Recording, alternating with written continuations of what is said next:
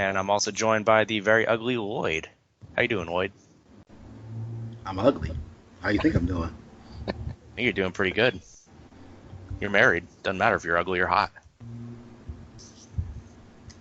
So today we don't have much of an agenda as usual, and I'm just gonna jump right in with some recent purchases. I'll start off with Lloyd this time. What do you got for us, Lloyd? I have a Pouty Volkswagen CC / Ardian. So we know it in the Western world as the Ardian. I believe they're still referring to it as the CC in China, which is where this model comes from. Like most, or pretty much all the Chinese Volkswagen models, it is Pouty, like I mentioned. And it is, another kind of throwback to the good old days of models. So it's die-cast. It even has a metal bottom to it. It has good quality, and it was about $100 to get to my door. So that's what we all yearn for. So the golden days are still there. They're just coming from China. So again, the model is of the new CC / Ardian, which is one of the OGs. I want to say this might have been the second. The CC was like the second coupe sedan on the market, at least in the modern era after the Mercedes CLS. This one takes a little bit of a different turn, whereas the first generation car was a sedan in the sense that it was 4 doors and a trunk. This is a hatchback, and it's kind of an awkward looking hatchback. It's not quite so humpback as like the first generation Panamera was, but it's kind of has an odd proportion to it, at least when you look at it from the side profile. Your front quarter, 3/4 views is a very handsome car, especially in this whatever color it is, gold that I have. One thing I do like about the model is, so now the CC has, I should say Ardian, has like a clamshell kind of hood, kind of like what the Audi TT has or the Audi R8 has. And Pouty did a phenomenal job on the fit and finish of this, at least on my particular example. Like, you wouldn't think that it actually opens up. This is how tight the seams are, or the panel lines are. So like when AutoArt talks about, the reason to go to composite, hate to bring that up again. And when I think about my Performante that I talked about in the last episode and its gap around this hood, this kind of shows that, that's a lie, what they said, at least this car compared to that car. But everything else is good. So all the other panel gaps are pretty good around the car. The paint quality is great. It still opens on dogleg hinges for the hood and for the trunk, but otherwise it's a modern die-cast. Good detail to the engine, good detail in the interior. I don't have a whole lot of particular things to say about it. There's nothing that really stands out as a great feature other than that fit and finish around the hood. It's pretty much, if you have a Pouty, you kind of know what you're getting, and this is no exception to that. So yeah, if you like the car and you're looking for, you're yearning for the days of old in terms of die-cast, look to China. That's where they're coming from. I'm going to jump in and say the only problem with that is that you're only really getting new cars or more mainstream cars. That is true, yeah. So, right, depending on what you're into. If you're into Lamborghinis, they're not gonna have you covered. If you want plain cars, I shouldn't say plain, but regular everyday cars like a Passat or a Nissan Altima, something like that. In that sense, yes, they have you covered. Yeah, I've got a few of their models. I'd say they're worth the money. Depending on what you get, there are a couple that go for kind of silly money, get up into the $150 range. Yeah, that's one thing I don't quite understand is the variability of the pricing. Because like this car has, I really didn't talk too much about the features, but when you open up the hatch, the cargo cover that moves. Under the trunk floor is a spare tire. I don't know when it comes out, but there's a spare tire. The seats slide back and forth. So it has some things to it. And again, this is a car that's, $75 thereabouts, plus another, 25, 30 for shipping. And then you have other cars that are 125, and I don't see why they would be that much more expensive, why they're $50 more, because I can't imagine they would be $50 better. Like, what else can you do on top of this one? Working suspension, metal disc for brakes. Could just be licensing with the manufacturer. It could be that. So I don't really know, but yeah. So like you said, if you're into exotics or anything like that, yeah, you won't be able to get anything from them. Or if you want something that's older, some of the older cars they have, but these are Chinese market cars. So for new cars, it's not so bad because we're getting the same things. But not too long ago in China, well, they were still getting cars that we had stopped producing, 15 years prior. Like I want to say the Sagatan, but it's not the Sagatan. It was basically they were still making a version of the Quantum.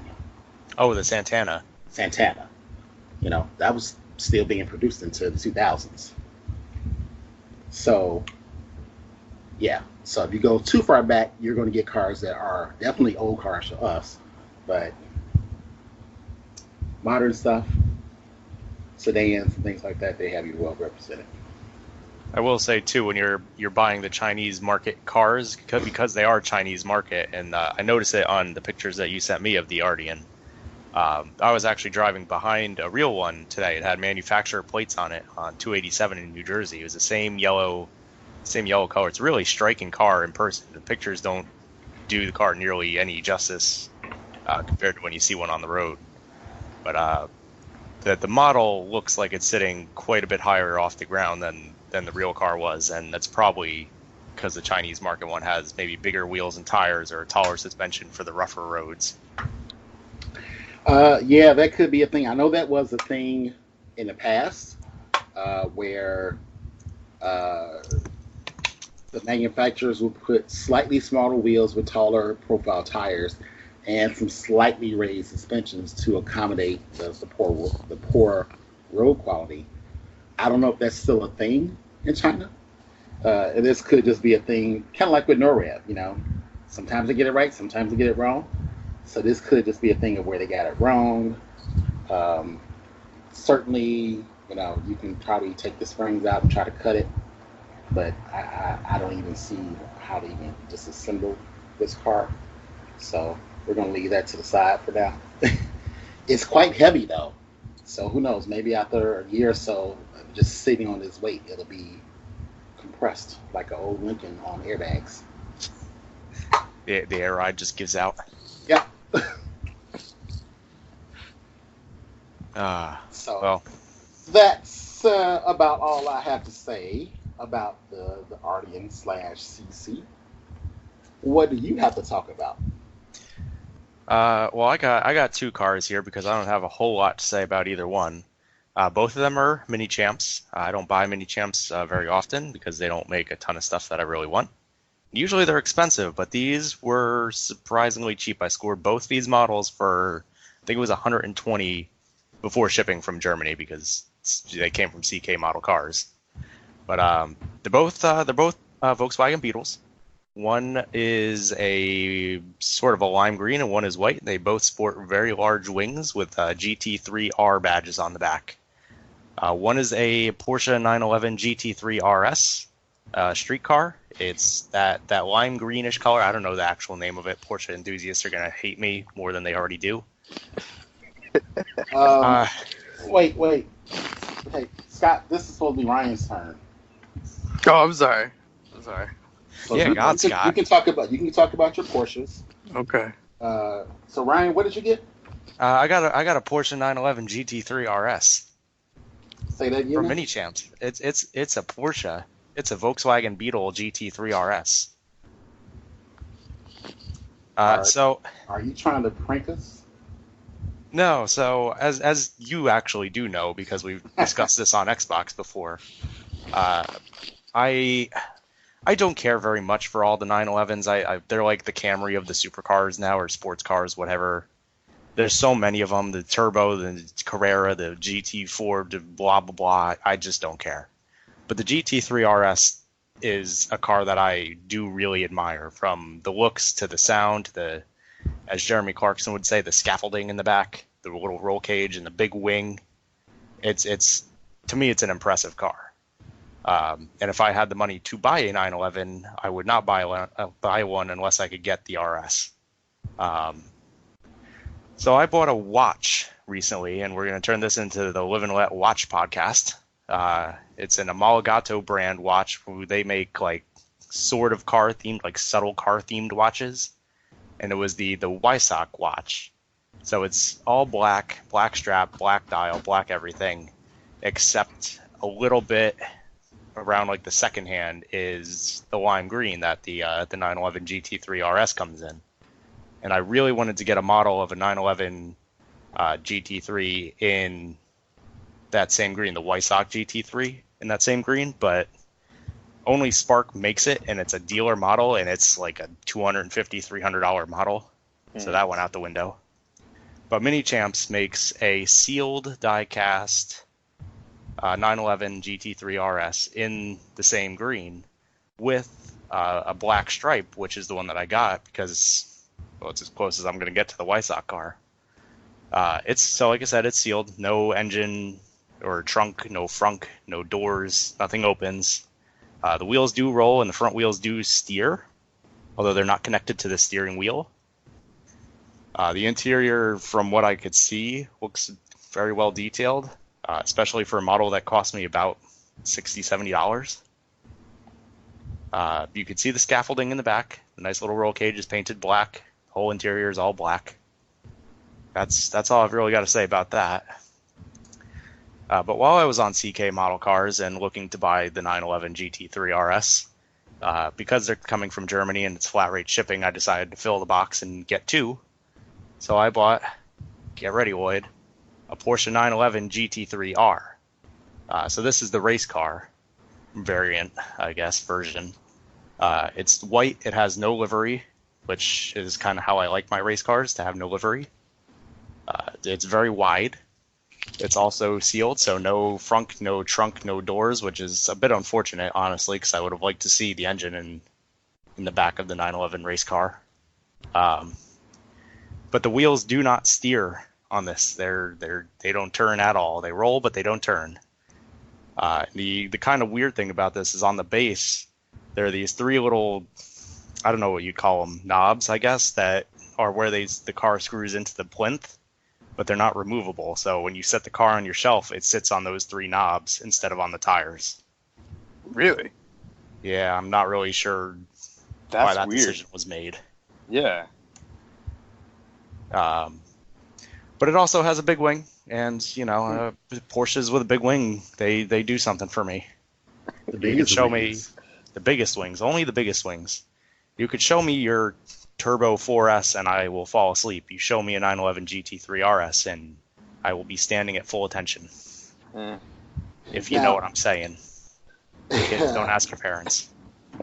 I'm looking at your picture, and I don't know if it's just the angle or what, but it looks like the rear wheel is kind of sitting in too far.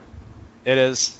It is. Both the rear wheels do not sit flush with the rear fender, whereas the front wheels do. Okay. I don't know enough about the car to make a comment on that. I assume that's the way it was supposed to be, because I don't know many champs to make a ton of mistakes in their models. The only mistake that they make is that they make sealed resin or sealed die-cast cars. It makes the resin too, unfortunately. Well, that's just the future, but if Mini Champs' future is also sealed die-cast and they're not going to do opening cars anymore, then that's going to be a real big bummer. That's. Go ahead. Go ahead and finish. Oh, I was just going to say that's all I really have to say about these cars. I mean, Porsche fans will know what they're getting out of both of these, and I don't know enough about them to make any more further comments. Okay.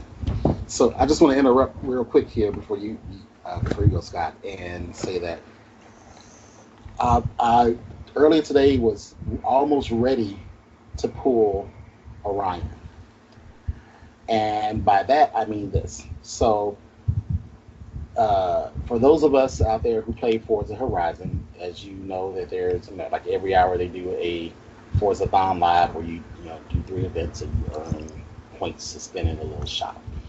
So my go-to car for those events has been the Ferrari 599 Evo or XX Evo XX, whichever one it is. Ferrari with the big wing, kind of like what's on this Porsche, which made me think about it. And I was on eBay looking at them like, oh, they make a model of this. I could get one. And then I thought, oh my God, I'm turning around. I'm falling in love with cars I play on video games. Anyway. And then you'll unlock a new car and fall out of love with the one you're currently using. Right, and then I'll be trying to sell it to you for half the price. So, Scott, what would you like to talk about today? All right, so I do have a awesome model to talk about, but before I do that, I'm gonna go off on a tangent too. So I kind of stumbled at the introduction there. I'm sorry about that. But at the same moment when I was supposed to say hi, I got a message from Live and Let Diecast member T Fritch. Something just awesome happened to him, so I'm gonna tell you guys right now.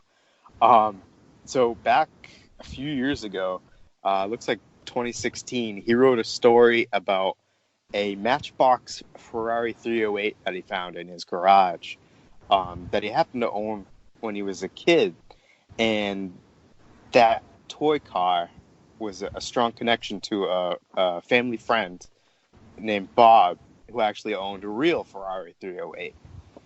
And his article goes into detail about how he knew Bob, and he's got pictures of himself when he was 5 or 6 in the Ferrari, and goes on to explain the relationship between the diecast cars and the nostalgia and all of that. Funny thing is, today he got a message from somebody who came across his article. Turns out he also knew Bob, ended up with Bob's Ferrari, lives in the same area, and just invited T Fritch over for a drive. Oh, wow. How crazy is that? Very crazy. Yeah. Very crazy. Anyway, I just thought that was too cool not to share. That is cool. Now, so he still has the Hot Wheels, right? Yeah, I think so. Okay. Oh, I hope so. So that would be. I wonder if he had it with him as a kid when he went on. That would be really kind of cool. Like, oh this yeah, this toy car and the real car get reunited. Having this little shared history, even if it's a brief one. That is cool. Yeah, that's wicked cool. So I don't know. Like I said, it just happened today. So hopefully they make some plans, get together, and then he posts a follow-up on Live and Let Diecast. So yeah, my car.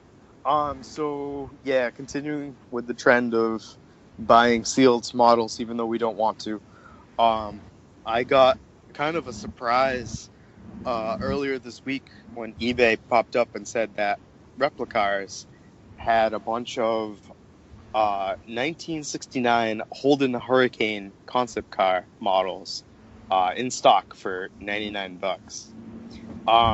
So this is made by Apex Replicas out of Australia. And when this model first came out, I was super excited, being a big concept car nerd. This is one of the concept cars from back in the day. But their MSRP was $275 for this car, plus shipping from Australia, and I just chalked it up as a car I'd never owned. So yeah, needless to say, I ordered one right away. I think I sent a message to all you guys. I don't know if you were half as excited as I was, but it just came in the mail. Opened it up, and yeah, it's awesome. For those of you who don't know what the Holden Hurricane is, like I said, it was 1969. It was wedge shaped. It had a fully opening cockpit canopy front end. That's how you got into the car. The whole front end lifted up and off like a jet pilot. It didn't have any rear view mirrors. It had a rear view camera, which is kind of surprising for 1969. And I came across an article from Motor Trend about the car, and it sounded like it bounced around Holden, their headquarters for a little while, got put in storage, got taken out of storage. They almost scrapped it a couple of times. And then finally in 2006, they fully restored the car. And just looking at the pictures from this article, it's an amazing car. And I'm so happy that they decided to keep it and restore it. And now I've got a model of it. So, like I said, it is a sealed car, so you don't get that cockpit. The rear shell opens up on the real car. It doesn't on my model. The paint looks really good. It looks a little bit off to me. The car is supposed to be, super heavy metal flake orange. Again, talking late 60s, so I think you know exactly what color I'm talking about. But my model is a little bit more bronze. So I was definitely expecting it to be more orange. But, yeah, it's still in the box. I just opened it to take a peek at it. But I'll be taking it off of the base pretty soon and taking pictures of it. So, super excited. Hey, Scott, where will we be able to find those pictures? Will they be on Live and Let Diecast? They will be on both Live and Let Diecast and the Live and Let Diecast Tribe on DriveTrack. All right, so keep your eyes peeled for that. And maybe keep your eyes peeled for the pictures of my Porsche and Lloyd's Volkswagen, but don't hold your breath. One of these days we'll get back to posting regularly. One of these days. Okay. Anywho. Yeah, I was trying to go back and get into Instagram to see the pictures of it. Because it reminds me of something. I just can't think of what it is now. What I was thinking in my head is definitely not it now that I'm looking at the picture of the car, but it's kind of its era, so it does have some styling to it that is kind of I don't want to say derivative, but of what you would expect from a car from that age. Yeah, it's definitely late 60s concept car, supercar. So, but I was thinking, whatever. It's not what I was thinking that it is. Now that I'm looking at the picture of it.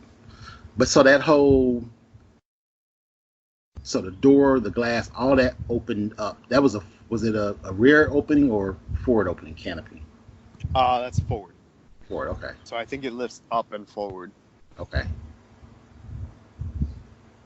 Wow. Yeah, and then like I said, the rear, the whole rear was a clamshell that opened backward to expose the V8. I think it had a 260 V8 in the back. And it's something like, I don't know if it's just because it was Australia and we wouldn't have gotten news of this kind of stuff, because I certainly didn't really know much of Australian market cars until I was into my adulthood. Mm-hmm. But like, you think of concept cars and things like that. You don't really, like, coming from an Australian manufacturer, you don't really think of that. But why wouldn't they have concepts? But right, yeah. And it just looking at this makes you wonder, like, what other gems, have they made or thrown out there that are just kind of like lost to history? Yeah, definitely. Just like what you mentioned with this one, not too long ago, BMW, just like within the last couple of weeks, they restored a concept car that I forgot who did it. I want to say, we're gonna get his first name wrong. It starts with the M. Gandeli, whatever. The guy who did the Lambo, the first Countach. Oh, I can't. I'm blanking on his name now, but he did a concept for BMW, and kind of like with this car, it bounced around a little bit, got What? destroyed, got whatever, who knows what happened to it. Sorry, it BMW was Gandini. You're right. Okay. I think it was him. But anyway, so they just recently restored, I shouldn't say restored, remade that car because there was, it didn't exist. And the same thing like with the Mercedes, although it wasn't a concept car, but the Mercedes, the Blue Wonder, Mm-hmm. the one that's out in the museums now is not the original truck. Right. That is, who knows, crushed because it was just a used piece of machinery that they had no use for. And it Right. the way every other used piece of machinery. It was only years later that somebody says, hey, we should have probably held on to that. Mm-hmm. Well, I think it was the Norman Timms Buick Streamliner concept car from the late 40s. That super silky Art Deco type car. I believe that was just found in a desert. Someone picked it up and restored it, and then it's been all over these different concours. And then it was actually just lost again in a fire. Oh, wow. Yeah, one of the fires in Malibu last summer actually wiped it out. So I'm sure it'll be restored again, hopefully. But yeah, it's just, the concept cars and the Streamliner, like you said, and the blue machine there. At the time, they're not seen as valuable, but then it's like, oh yeah, what about that car? Okay. So, yeah. Oh, wow. That one. You remember that one? This is great podcasting, people, because you can't see what I'm looking at. I've never, ever seen this before. No. Not only have I never seen this before, I don't even know if I've seen anything quite like that before. Well, guess what? They do make a 1/43rd scale model of it. That's So- the wrong scale. This is the 1/18 scale podcast. I know, right? I know. I'm sorry, but gotta tie it back somewhere. So what we're looking at here is a roundish shape with the cockpit very far to the front of the car, almost like it would be a cab over. Yeah, I was just sitting here looking at it, like it almost looks like it's backwards. Yeah. If you Yeah. put the windshield on the other side of the cockpit, that car will look okay. Because then because basically what we have is the hood rises up and then it slopes down like cars of the age did, slopes down to the back, whereas we're used to it being the other way around. Your cars start out kind of low, rising as it goes to the rear. So I yes, I want to see it like the other way around, and it's messing with my head. And then, like Ryan just said, it's also kind of very cab forward, which is an unusual thing for a car from that era. So yeah, it's messing with me. It's like one of those. Yeah, you see, I hate names because I can never remember names. But like the image where you look at it one way and it's a duck, and then you look at it another way and it's a lady or something like that. Is that what you mean? Not quite like that, but Not like that? It's a guy. He did things that played with perspective. So like Like the elephant like- with like the going up the like 5 like legs? stairs. Like you'll see some stairs, right? And if you yeah, look yeah, at and they keep going. the I know what you're talking stairs about. are like laying on the side, but then they're not. I know what you're talking about. MC Escher, I think. MC Escher, I think is the guy. Yeah. I don't know. I'm bad with names, so anyway. I got you. Anyway. So Move yeah, on. looks like it. I'm just reading a little bit. Looks like sometime in the mid '50s, it was abandoned in a desert. Stayed there for years until 2002. It was found and sold by Barrett Jackson. It was purchased for $17,000, and they restored it. It finally made its debut at the Amelia Island Concours in 2010, but sadly was lost in a fire last year. Wow. It's 47 inches high, and it's 18 feet long. So anyway, not to go off on a crazy tangent, but yeah, that's what we do. That's what we do. We Yeah, do. so that's the Norman Tim special, Streamliner. Okay. So I have For our learned something listeners. today. You're always learning something new. Speaking of new, Automobile just recently released their July and August pre-orders. Yes. Yeah, hey Lloyd, Yes. you might want to listen up for this one. Wait, There's a new Mercedes-Benz station wagon. is You it? don't say. It's not an AMG, is it? It is an AMG. I think it's a W124 if I'm not mistaken. Oh, Isn't man. that like your favorite generation? Yes. Well, prepare your wallet. Very well, my friend? It's already prepared. It's bought. It's just a matter of where am I buying it from? Yeah, I'm kind of decided on the MR2 they've got. It's the TRD 2000 GT body kit, and I don't know. You guys know how I love my MR2s, but Mm-hmm. It's not the MR2 though. it's not but the MR2. Somebody build an AW11 for me, please. I thought someone was working on one. Yeah, well, apparently that's top secret, and I don't know. That's There our was like man. a prototype picture like last yeah, year. there was It just fell right. off There the was face. Oh. there was some great pictures of it. Pico. Yeah. I think you're talking Right. about. Pico. I thought you guys were talking about Citizen Patrick's potential endeavor. Oh, look at you spilling some Yeah. beans. Oh. Oh. This is we're gonna have to delete this recording. We're gonna, yeah. Oh, it's redact top secret that information. Section, yeah. All right, Change Well, we the can't- subject.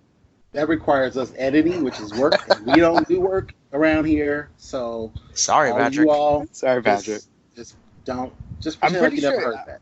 I'm pretty sure he admitted it last time we had him on the podcast, so that's where I heard it. I did think he get- admitted it after we stopped recording. Oh, really? No, Yeah, he so- may have talked about it on the show, but I don't think he got so far as to talk about potential releases. Hey, Ryan, how about that Lupo GTI? You know, I could really go for a Lupo GTI. It's everything I love in a car. It's small, it's kind of crappy, and it's also a GTI. Mm-hmm. I'm just waiting for them to make the up GTI. I really want an up GTI. I want an up GTI in real life. That would be cool, huh? That would. When That I would went fit to in your Mexico, stable I next to saw a ton of Volkswagen ups. Ton of them. They were everywhere. You didn't just Must drive be one cheap. back? No, that would have taken a long time because they're not fast. And it wasn't a GTI, it was just a base model. Oh. The GTI has like 101 horsepower and then is tunable after that. The base model is probably pretty abysmal. Probably like 40, 60, Yeah, somewhere around there. maybe 80. It might be as fast as a Mitsubishi Mirage. Well, there you go. Drive down, cross the border in a rental Mirage, swap the plates, come back on an up. Do you know how long this is going to take? Like, those cars' top speed is like 60 miles an hour. That is going to take a long time. Yeah, but you do it in like 2 tanks of gas. That's also fair. That's fair. I mean, you gotta, put it on I the mean, scale. these cars are so small, I Camera. could probably sneak them onto a plane. That's true. I could probably That's put true. them in my suitcase. I'll let you borrow the Flex. You can probably drive it into the back of that, and then I just could. drive that back. Yeah, but Well- do you really want me to drive your Flex? Like, if that's twin turbo, I'm going to be going real fast in that. Okay, I'll go with Look. you. Look, I have the solution for you. This is how you're going to get it back in. You're going to get a helicopter with a big old crane on it. No, you don't need any of that. So, you need a flatbed, Mm-hmm. or just pick up with a trailer, whatever, and you're just going to go get the car and put it on the flatbed. Now, because you're going to get questioned at the border, Scott is going to be in front of you in the Flex, full of blow. While they are occupied with Alright. Scott, All right. you're just going to drive through. Boom, solved. I like it. I like it. Who's gonna bail me out then? Well, you got to do some Fast and the Furious. Okay, You got twin all right. turbos. For it. Okay, look, I admit the plan has some problems, but we'll figure that stuff out. All There right. are supposedly tunnels underneath the border. Okay. We We could could just do the Fast and the Furious has told me we can drive through those tunnels. let's just do That's true. That's true. We could do Smokey and the Bandit too. I can just run interference up front, in the flex, obviously, and then you just keep driving. Just drive through. Or how about this? Take the motor out and Put it in a FedEx box. just call it just it's just a 1-to-1 model. Well, I'd just take the motor out and bring the car, the body over here, and take the motor out of my wagon.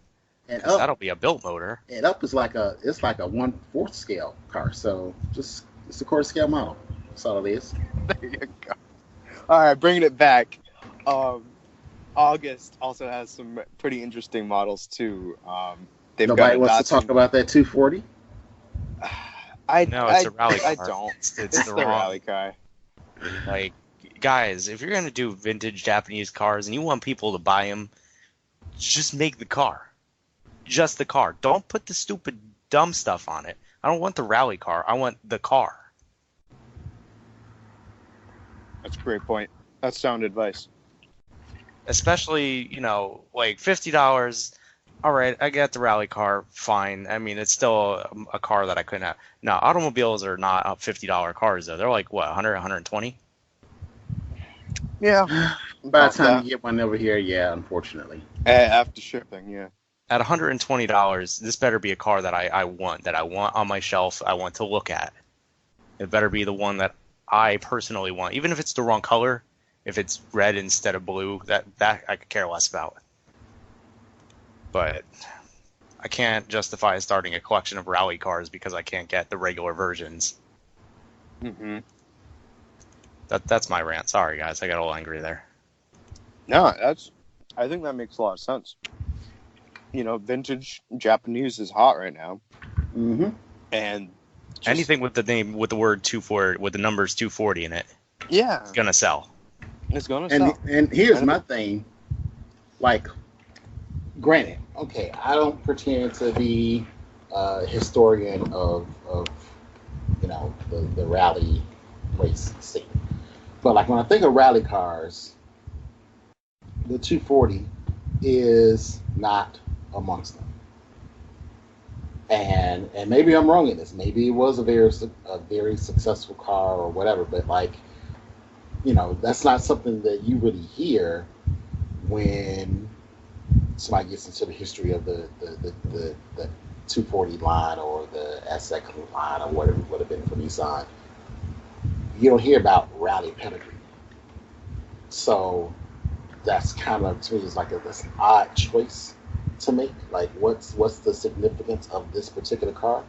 And maybe like I say, it's just a thing that I'm not aware of. I'm just ignorant of it. But yeah, I would think you would have probably go with a street car, and then It might get just to be variations. Yeah, I think it just more in line with Auto's catalog. Because if you look at August, they've got a Peugeot 504 rally car too. So I think Yeah, they just It seems seems like like they're they doing. try to do a vintage rally car every batch. I was gonna say it seems like they're doing 4 street cars and then some kind of rally or race car every release. Yeah, because I've seen this before too. In their past releases. I want to interject and say Peugeot 205. They're putting that out. Like, Mm-hmm. there's your rally car. The Peugeot 205 is a car that, when you think about it, is a rally car. Exactly. Yep. So, And I think don't they know. only did that once. What is it? The T16 or R16? Yeah, the T16. Yeah, the T16. They did that once, and they did it in white. And you can't find those now. Those are crazy expensive now. So, I don't know. Come on, Auto. Step it up. Make more street cars, less rally cars. Although, I will say that the 280 ZX Turbo in the second, I don't know what month this is. It just says Reservoir. Yeah, That it's in French, 280. I'm sorry. 280 looks pretty good. Blue with silver metallic. I would prefer Two-tone, black with the yep. gold. But Black with gold. And sick. that's spot. That's exactly what I said when you first shared that picture on the That's right, you did. Instagram chat. Like, Yep. that car is supposed to be black and gold. Like, it's Well, almost like see, it's almost like making a Trans Am that's not black and gold. Like, yeah, sure, Mhm. they made other colors, but at least for me, and again, that's because maybe that's what they marketed here and not elsewhere. But I only Yeah. remember advertisements for the 280, and it was a black and gold car. I think this might be a little bit of marketing strategy too. I see this with Hot Wheels. Oh, for certain, yeah. You Just release the boring color first. release the boring color first, then And- follow it up with your cool color. Right. You got it. The 240 nerds who have to have one, or 280 nerds, sorry, the Z car nerds The Z-Car nerds. who have to have one are going to get it. Yep, And no then matter you're what. going to release it. Then you're going to release the choice color, and then they're like, oh, Oh, well, I have to get that one too. We Right. do it. Whereas if you give them what they want to start with, then they're done. Exactly. And then Marketing they won't care about the genius. other. So I get it. Or here's another way. How about let's get rid of these artificial production limits and just make enough. Period. Like, Yeah, that's a whole nother. if- That's a whole if- nother topic. if 5,000 people want black and gold, then don't make 2,000 black and gold and 2,000 silver and blue and 2,000 of something else. No, just make black and gold. So Which chances are the people who want the black and gold are going to go to a third party to get it. They'll go onto eBay. Mm-hmm. which going back to a brand that we kind of talked about many episodes ago, Italian resin manufacturer, and they're making Italian cars, Italian regular cars. That was something that they were doing, is offering the ability to have it made in other colors other than what they were doing. So I don't know if they've gotten anything out yet, but I'm curious to see how that works out for them.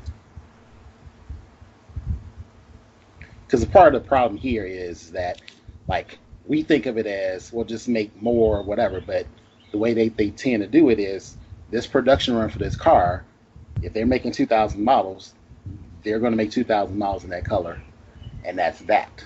So it's not like, oh, we can make more, although they could, but that's not the way that the model companies seem like they operate. Mm-hmm. So we had the whole episode about the Supreme Hot Wheels Holler. Was Right. Same idea. Just make enough. just make enough. Just put it out as a pre. Put it out as a pre. Only Just people. say, Yeah. we're going to make this. We're going to charge you up front, so it's not refundable. And when it's done, you get You'll it. get it. And if 20,000 people sign up for it, then guess what? You've made well more than what you planned on making, because there's a market for it. Because once they go to eBay, you don't benefit from that. Exactly. Those are the only people benefiting. I mean, in my opinion. Yeah. I don't know. So, we'll say though that the you're welcome. I'm not really thrilled by the July-August release. Like, yeah, the 124 AMG wagon is there, but at the same time, I already have standard 124, and they have done the AMG when AMG was independent of Mercedes. Mm-hmm. They've done that, so we've gotten some S124s before. So getting this one, it's not that big of a deal. It's just comes at a right time for me, because I was kind of like, I wish I had gotten the AMG wagon to go with my regular wagon, but I wasn't going to pay eBay prices for one. So now it's like, ooh, I have a chance to get one. And plus, this is also the facelifted car, whereas the other wagon is the pre-facelift. So, and I'm a 124 Mercedes nerd, so I probably can't have too many of them. But outside of that, the rest of the lineup, yeah. I mean, the MR2 is cool, but I'm not too wild by it. And the August release, the only thing there is the 280, but the color choice. Yep.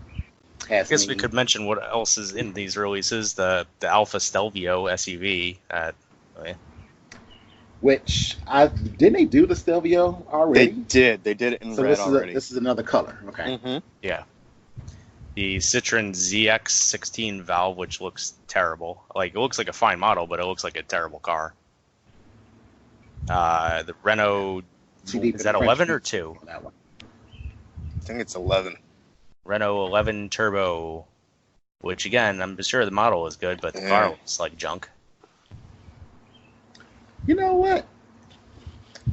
I wish this had a bigger picture, because some parts of this car, it reminds me of, well, no, y'all don't remember because y'all are too young, the Renault Encore and the Alliance. Yeah, no, sorry. So they had a thing with Chrysler back in the 80s. And I forgot exactly how it went down, but I don't know if Chrysler was making the cars for Renault. I mean, they were Renault cars. They weren't designed by Chrysler, but they were. Someone say they were being made here, but that's part of like the Alliance. That was the name of the car, and it was an alliance between Mopar and Renault. So it could just be that because this is of a similar vintage, that it would have some similar styling to it, but something about that 3/4 view I'm looking at reminds me of that car. Maybe we can get a Hot Wheels sponsorship with this next bit of news. Hot Wheels doing the Volvo 850, hopefully in a race car livery, because the picture they shared is the 850 wagon on 2 wheels, that famous picture of the race car on 2 wheels. But in traditional Hot Wheels fashion, I expect flames and skulls everywhere. Yeah, they'll definitely do the plain color first. I bet you in red. By plain color, do you mean just a plain car? Or do you mean in that BTCC livery? No, just a plain single color. That's what they'll do first. Super Treasure Hunt of the Year? No, not even. If it becomes the Super Treasure Hunt this year, then it will. Yeah, but I don't know. It'll be fighting with Audi for Car of the Year. For sure. But yeah, I bet you they do red first. A lot of people clamoring for the pale yellow. I was just gonna say, like, isn't our main color that pale yellow? Mm-hmm. I hope they do that too. And then I bet you see the BTCC, probably in like a premium. Yeah, that would car culture. I hope there's a whole BTCC like premium series. That would be neat, or that just touring cars series. Yeah, that was brought up in the comment section too. I love touring cars so much. I mean, they've got the the E30 M3. Have they done the 190? They did the 190. Although that's doing the Volvo. That's really of a different generation, though. You would have because the Volvo is 10 years past those, but that's true. It's just touring cars in general. Mercedes was still competing in touring car with the C class, though. So they would just. They did have an old C class. It would be the race car casting. The 202 chassis for Mercedes nerds. C class from 1992, 3. Yeah, I think like they 2000. had that back in the day. I don't know if they still do that one, but they could bring it back. So they brought back the Silvia. That would have been in the first gen A4 was in touring. So I think they have that, but they've been cranking out the Audis. That could be one that they could do, and I don't know if BMW was still in at that point, but There might have been an E36. Yeah, because I do have a E36 race car. I don't know if it's a touring car, but I do have an E36 race car. So Okay. Yeah, and they've been they just it's did the definitely E36 a couple years touring car ago. style. So So Mhm. yeah, They who knows? could couldn't happen. even do like touring cars through the years where they have the E30, the 850, like a Honda Civic Type R, something along those lines. That would be neat. I don't know. Yeah. I don't know what Hot Wheels doing. I don't work for them. Mm. That will be one Hot Wheels that I can say that I would be looking forward to obtaining. Yeah.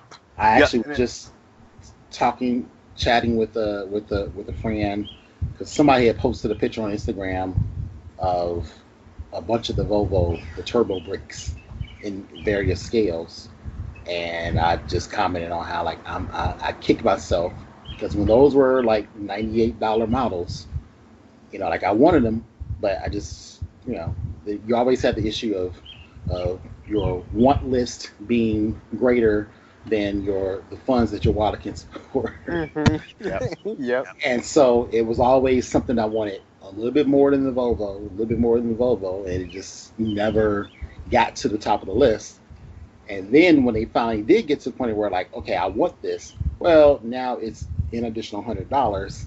Yeah. And Same here.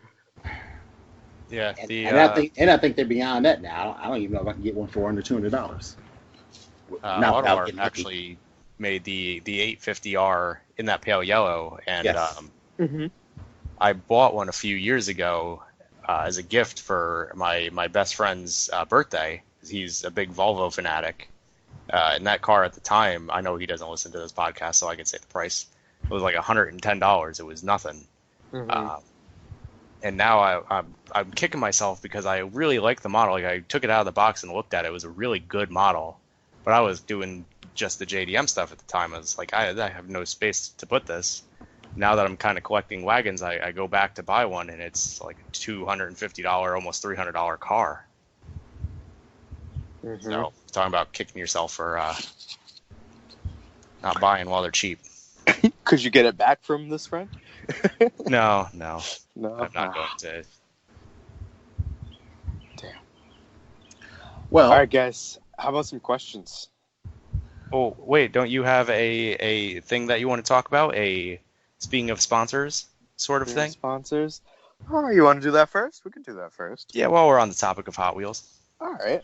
So, some big news. I'm excited. Me and Toyo Toys, the brains behind the Hot Wheels drift pad, we've gotten together and we're kind of doing a collaboration of some official factory fresh looking Hot Wheels cars with Live and Let Diecast graphics. It's going to be a really limited production run to start. I think we're doing 20 cars in total, but we will be coming out with some more information soon. We're got the final prototypes done. Wait, is he casting his own cars? He's not casting his own cars, but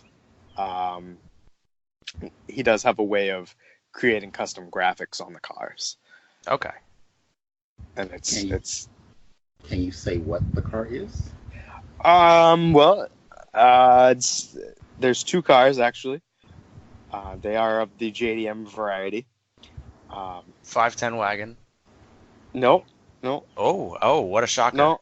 Yeah, I know. But it's yeah, I'll say it. So it's the R32 Skyline and the recent 300ZX twin turbo. So, like I said, look Silence. for more. You're stunned in silence. So look for more information soon.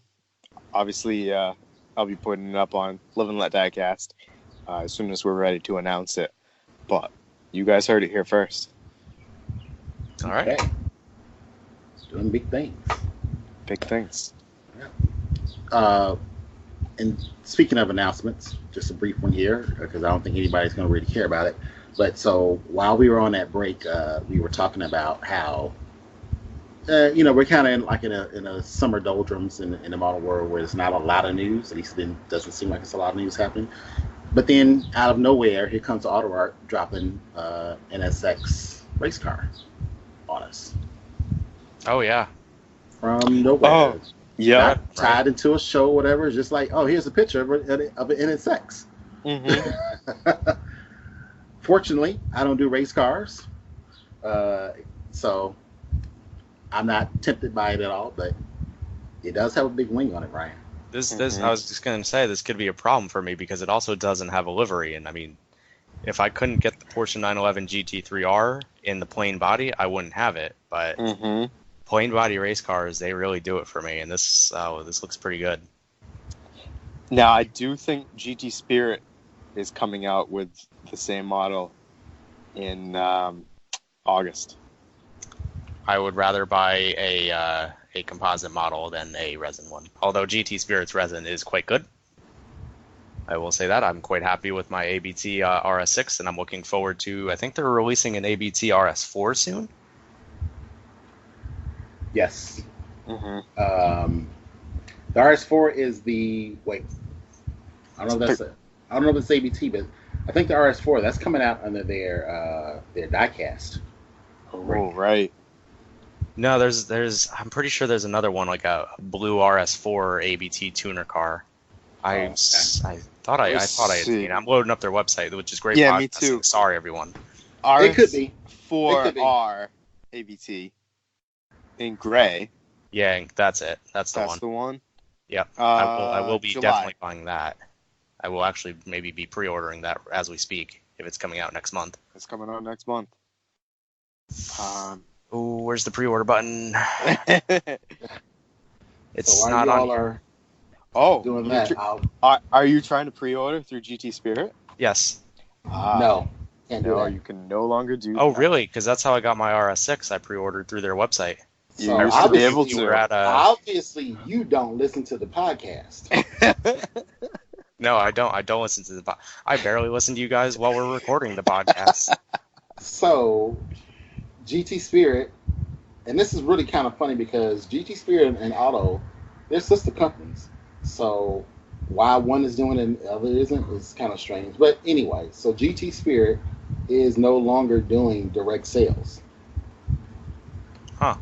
So, they only sell to resellers, and they only make what the resellers pre-order. Oh, okay. All right. Oh, yeah, I remember you saying something about that. Yeah. And I thought it was weird because it was really not long ago that RS6 came out in red, and I'm looking at their site now, they've also released it in blue. And I was able to pre-order it, so that's a very recent update. It could be that maybe, as of a certain date. So, because you got to figure that they have models in the pipeline. So they've already committed to their factory that they're going to buy X number of models. So everything that they have already made, that they still have in stock, you can still buy through them. But going forward, what they don't want to have is a bunch of unsold models. When we finish this recording off air, I'm going to ask you about some websites because there's a couple places that I haven't heard of before offering pre-orders. Yeah, I'm actually sending you one right now. All right. Thank you, Scott. You're welcome. Curious as to what kind of websites would you be asking me about that would have to be off the podcast. But KC okay. Auto ACC is one. Okay, Oh, no. I'm joking. Model Cars with a K. Legacy Diecast. Yeah, I have heard of those guys. I've never been on their sites before, so. Okay. What's the price? 119? I think that's the cheapest it's Mhm. listed for. I saw 139. Anyway, back to the real podcast because now we're getting. Yeah, we're getting off. Getting off. Next, I'm going to be reading off my credit card information live on there. Mm-hmm. Next thing, Scott, you had a rant. Yeah. I had a rant. So, I did have a rant. One thing I saw on Facebook the other day was Top Marks, a resin manufacturer. They announced that they are going to start opening resin model cars Something the people of the hobby have been ranting and raving about since the dawn of the resin model. No opening features. Well, this car is going to come out. Yeah, it's going to be expensive, Ryan. Opening hood, opening doors. And then the very first comment was, how come the trunk doesn't open? And I just want to say, it seems like the industry is finally listening. They want to shift to resin, but they know they need to make opening cars. They know they need to do engine detail. So, you got this company, makes the hood open, makes the door open, and then they get slammed for not having the trunk open. And I just wanted to get you guys' opinion on that. I guess I'll lead off and say, well, first of all, Top Marks, it's going to be like a $300 car, so it kind of reaching a point where I would expect it to open. The opening resin is neat. Oh, there's my confirmation from ordering that APTR S4. Great. That was fast. Dude, I don't mess around. When I say I'm buying something, I'm buying it. Don't tell my wife.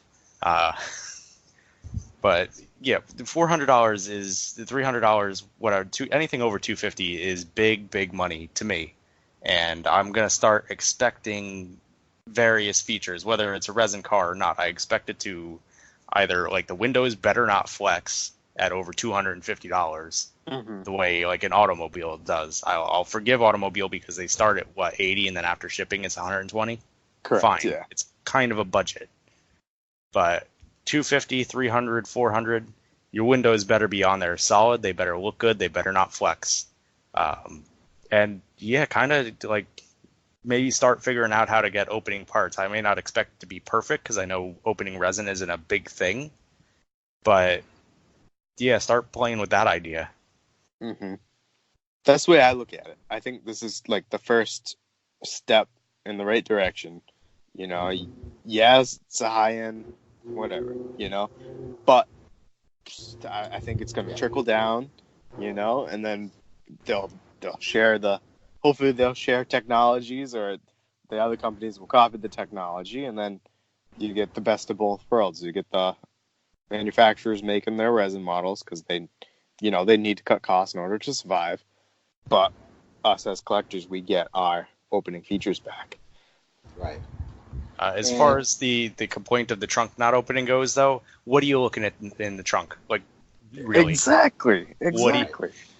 Well, I think what it is that it's an expectation thing. So just like this is the same complaint that people have with auto art making models out of composite. You've grown up, or you've come up in this hobby having models that were made of metal that open. So now if you make something that's not out of metal, it feels different. Oh, it's warm in my hands. It doesn't feel right. Blah blah blah blah blah. And for some people that sets them off, and other people will come in and chime and say, "But I'm not buying the material. I'm buying a model. I'm buying something that's supposed to look like something else. And as long as it does that, that's all I care about." So, and those same people sometimes don't care about any opening features at all. They want just a static model of something.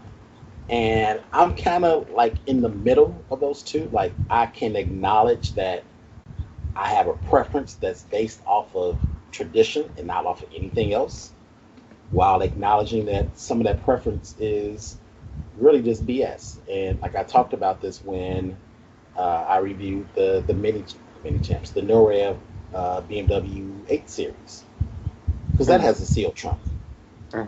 And part of me is like, I feel like I've been ripped off because you're giving me a model with a sealed trunk. But if you look at any of my recent pictures, and by recent I mean probably within the last 2 years, I don't take pictures of a car with an open trunk anymore. Maybe I might do one with everything open, but like I used to take pictures of the trunk. It's a black pocket. There's nothing to see. There's nothing there. Right. Only if it's now something like in the case of Arteon, hey, it has a spare tire on the floor. Okay, so that's something worthy of taking a picture of. But other than that, who really cares? So I can acknowledge that there's nothing missing from the trunk, So if that's keeping the cost down, then fine. It's just that we don't necessarily get to see that it's keeping costs down. Like it'd be great if Norrev said, okay, look, here's a full opening 8 series. It's $140. And here's a 8 series with a sealed trunk. It's $115. And here's a completely sealed 8 series that's $75. All right, now you get to pick where you want, but then you see where that money is going, but we don't get that. So all I see is that, well, that Norrev with the sealed trunk BMW costs exactly the same amount of money as that Norrev Mercedes did that has full opening. And actually, it's a 4-door Mercedes, so it actually has more openings. So I don't understand it. But I did see something on Diecast Arena, again, the Facebook group. And I don't know where this person got this information from, so let's just, acknowledge that. But apparently, at some point, Norrev had said if it were up to them, they would just be releasing sealed models. They would be diecast still, but they would be sealed models because there's no money, or I guess the price point that they're trying to hit and have an opening car, they can't do those two things, and I guess they don't see a market for them going more expensive to keep it opening.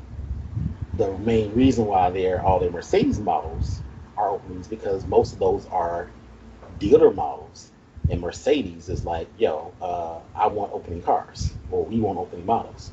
So they're giving Mercedes what they want, but they wouldn't do it otherwise. And you kind of sort of see that because if you look at most of the Norrev releases, their hobby releases, and not the Mercedes dealer releases, most of those cars are sealed. The Opel Cadet, your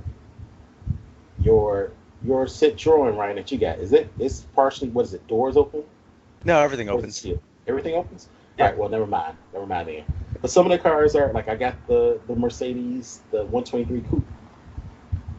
It's a completely sealed model that costs the same amount of money as some of their opening models. Like, I don't really understand it, but in that case, I don't think the 230 CE was the dealer model. I think it was only a Norrev hobby release. So maybe that's it. I don't know. But to go back to the question, the trunk, yeah, I expect it because every other diecast car I've had before that pretty much has had it. But big deal. I'm not really missing anything.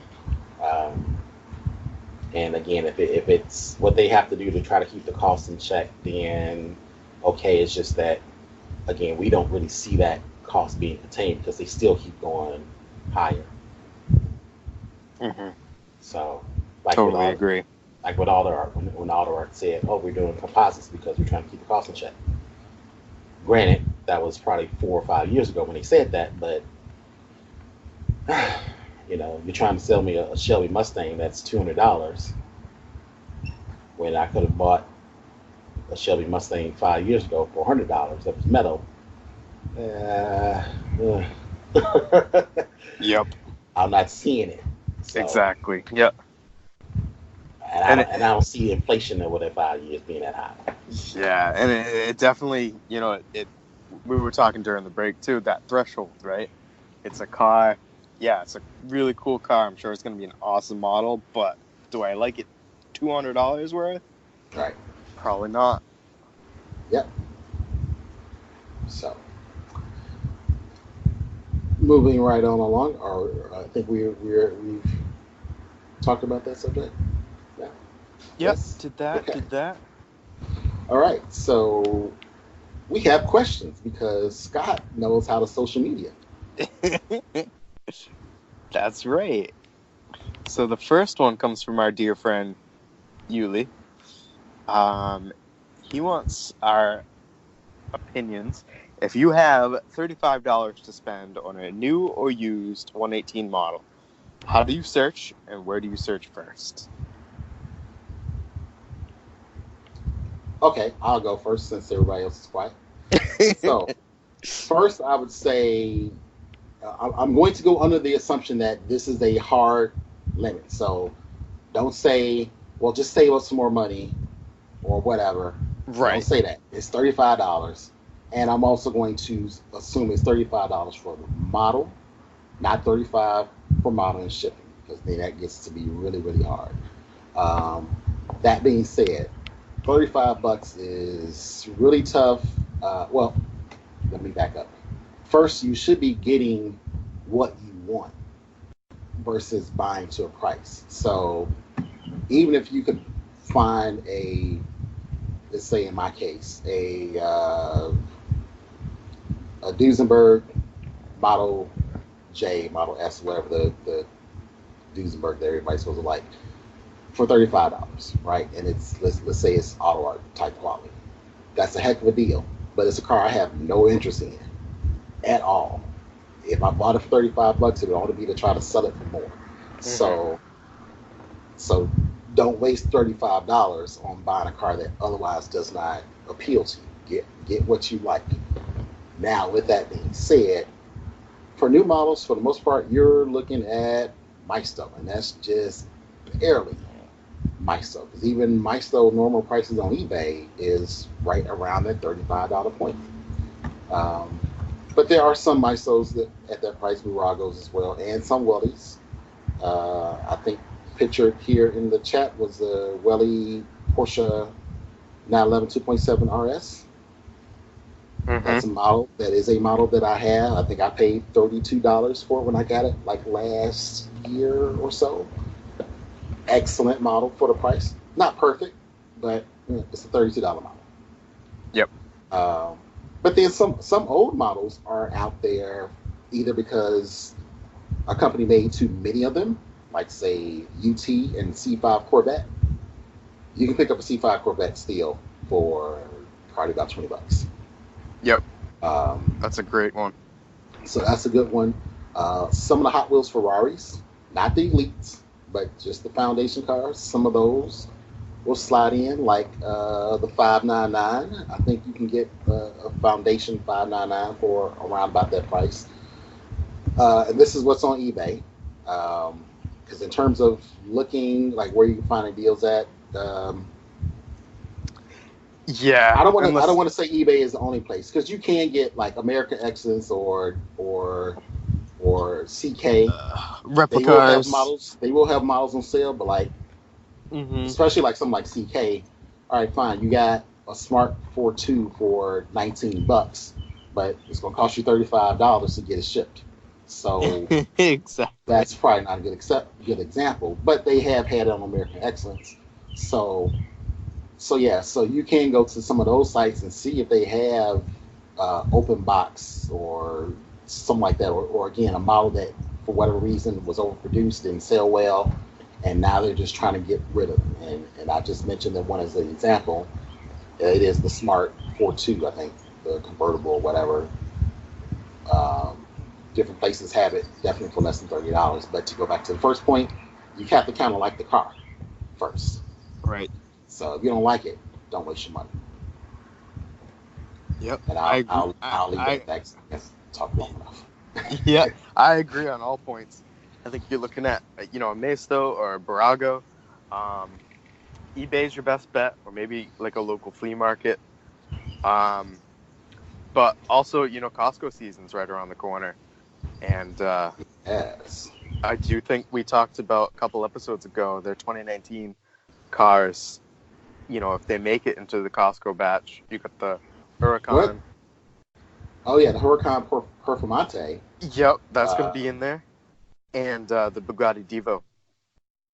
Now I will say that having the Barago Huracan, it's okay. It's all right, but for that same amount, now when I say same amount of money, I mean on eBay. The Welly is a much better model, but yeah, you can get the Barago from Costco, Sam's Club, BJ's for $16. Go for it.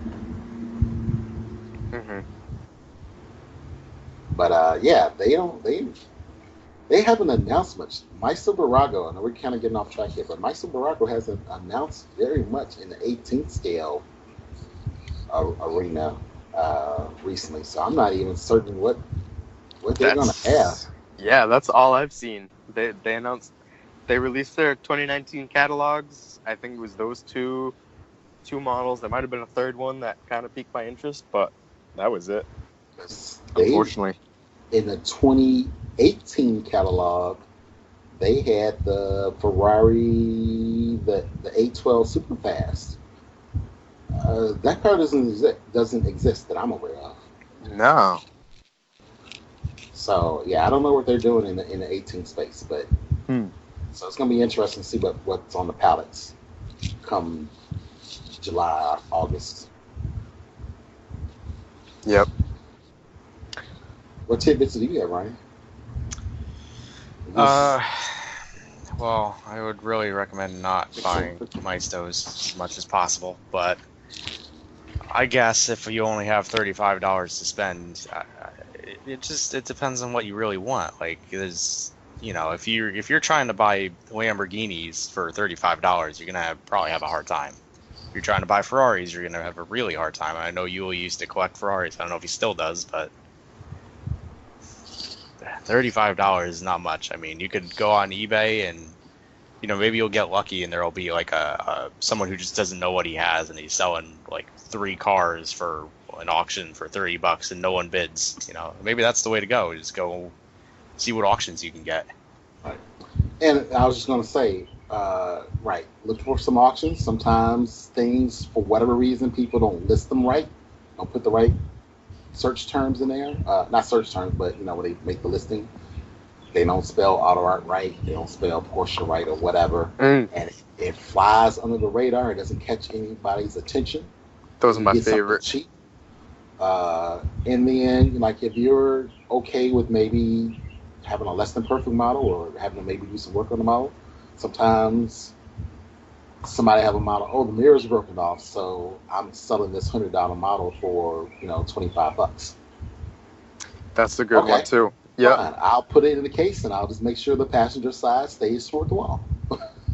Or attempt to fix it yourself too. Or that issue solved. So yeah, so that's something else. And then again, patience, because for every model that I can go out and find, especially like when I want to sell something, and I'll say, ooh, somebody paid, $150 for the yellow Hot Wheels Aston Martin V8 Vantage. Somebody paid $25 for one too. Yeah. Don't want to sell it. Maybe not for $25. So somehow, cars, again, for whatever reason, they fly under the radar and go for low prices. You just got to be in the right spot at the right time. So find a car that you want to have, put a search alert out there, or save a search, put an alert on it, and just keep checking, and maybe something will happen. All right, let's move on to the next question here. This one came from Spaceball. He's another Live and Let Diecast user. Has Gulf livery been overdone yet? Yes. Yes. Yes. There are other liveries that used to exist. Mm-hmm. Yes. Like, I get it in terms of you're trying to do some kind of homage to something. So like you have the Gulf livery for GT, for instance, okay, or GT40. So fine, it's kind of natural you'll put that on the Ford GT. The Gulf livery GTR though. But right. Or how about a Range Rover? Here's a Mazda 6 Gulf livery. Mm-hmm. No, don't do that. All right, next question. I understand. Here. Oh, okay. Gulf livery's been beaten to death. I was just gonna add in that I understand some of the old vintage liveries, like the Marlboro one. We can't. It's 2019. We can't support cigarette companies anymore. So I get that, I guess. But at the same time, like, what about Pennzoil, Sunoco? There were other gas stations that had their own race liveries. Yeah. Well, I think it's just a combination of like the cars having it's kind of the car as well as the livery. So the Gulf is famous because the Ford GT40 is famous because they swept Le Mans. Now, had Ferrari beaten them, we wouldn't be talking about it. Yeah, That's true. So it's that Cinderella story kind of thing. And like, yeah, so you got Sunoco, but like when you say Sunoco, I think of like Trans Am Camaro. Not Pontiac Trans Am, but Trans Am Race Series Camaro. But I don't associate Sunoco with like any other car. Not to say that they didn't, but that's like the only one I can think of. So it could be a little bit of that. Now put the Sunoco livery on a GTR. If we're Oh, doing it with the Golf, then in terms of just putting liveries on cars that never traditionally had those liveries. yeah. Okay, I get you. Because Golf is on everything at this point. There was a whole series of Golf livery cars from Hot Wheels. There was like 5 different cars. I think one of them. I think the other thing too with Golf is because it's not just the Golf livery in terms of the sponsor, but the color scheme is part of that. Whereas like the Sunoco, okay, that's what, blue and gold or blue and yellow. Yeah. That's a little bit more generic, like plenty of blue cars. But even if you did a car in some kind of baby bluish kind of color, a lot of people will probably see that as, oh, that's the Gulf color.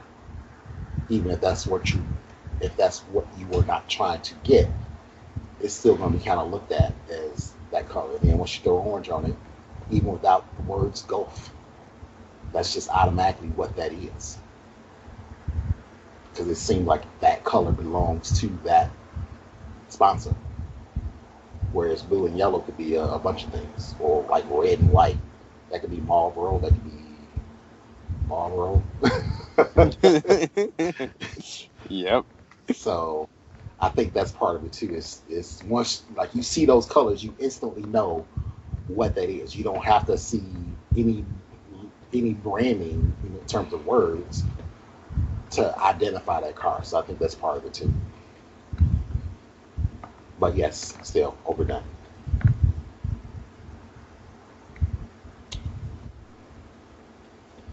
All right. Last question here comes from Hot Rod Crazy, guest on the show a couple episodes ago. What is the best manufacturer for 1/18 scale vintage American cars for your money's worth? I'm going to go and say GMP. And I'm going to agree with an asterisk. So I'll say, well, what do you mean vintage? Like how far back you want to go? Because a lot of manufacturers kind of tend to stick to certain eras. So yeah, if you want muscle car era stuff, GMP has you covered. But if you could say vintage is like 70s, well, nobody has you covered because nobody's doing it. Mm-hmm. 70s, I think, certainly is vintage. And then also, what are you looking for? But it's it's all about which car. So GMP makes certain cars, Highway 61, Lanes, all had their kind of cars that they made. So it's kind of really, what are you looking to have? Ertl, as a more general name, is probably one to go with as well. Ertl's not still in business anymore, but Mm-hmm. I think they had a broader assortment because GMP, I think Le Mans / GTO, Novas. Did they make some Camaros? I think they did some Camaros, a bunch of Camaros. So they make a bunch of the same car, basically. Mm-hmm. So yeah, if you like the GTO, okay, fine. They make every year of the GTO in all these different color variations, but it's still basically the same car. Yep. But Definitely. like, if you want a '67 Grand Prix, well, you're not looking at GMP because they never made it. Only Ertl made that car. So, but yeah, unfortunately, and there's nobody really making any new stuff. They're all just churning out the old molds that they've been making for the last 20 years. See, I interpreted this as like post-war American, like 50s and 60s cars like that. And the Yeah. first one that came to my mind, I think, what is it, Road Legends, or Yat Ming, I think is Yep. the Mm-hmm. main brand. They did a lot of, I want to say, like your Chevy Bel Airs and your Packard, Yeah. and your Nomads. Um, Again, I'm not very good with cars of that era off the top of my head, but I think And that's why I didn't touch it. it's smart. That's the first one that popped into my head. Yeah. That Road Legends brand, which I think is part of Yat Ming. Right. But like you said, it's certainly down to the era. So yeah, we kind of talked about at least the assumption that it was muscle car era. But if you want to go before that, like you said, Yacht means Sunstar makes a lot of post. Oh yeah. Stuff. Yeah, Sunstar. I like Sunstar. So yeah, they make a lot of stuff. But actually, yeah, it's not the American brands really that make any of those older cars. It's the other budget brands, because we always talk about budgets. We basically are talking about Maisto and Welly and Virago, but yeah, Yatming / Road Legends / Road Tough. Lucky brand. Lucky is what they're under now. Yeah. Yeah, like you said, they made a bunch of those old cars, as did Sunstar. There's another one who I can't think of, because it could be another Yatming. Yatming one. Yeah. Yeah, I'm drawing a blank, and I don't know much about them, because for me, I don't care about any car that is older than I am in general. So fair enough. And yeah, even the stuff that came a little bit after, these were just used cars. They weren't aspirational cars. They were just, like to me, like a GTO.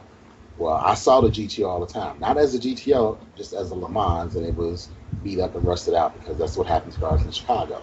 So, whatever. Cars kind of don't exist for me until, say, 75, 77 in general. So I can't speak too much to the old stuff, but unfortunately, there's not a lot to say, because there's not a lot out there. It's underserved market to me. Yeah, it's just it's not a genre I'm into, so I don't know. I know they're out there. Got to do some digging, but I think we gave them plenty of options, don't you guys? And as with all things, regardless of what you're looking for, it's always on a case by case or a car by car basis. So like, we didn't talk about Maisto, for instance, but Maisto makes some stuff in that range, and like Maistos, they're 60. I think it's the 63. I think it's the split window Corvette. If it's not the split window, it's that same Corvette, just not the split window. Yeah, 65. That Corvette from Maisto is an excellent model. Not just for the price. It's just an excellent model. Sure, the auto art version is much better, but you're going to spend at least 5 times as much money to get it. So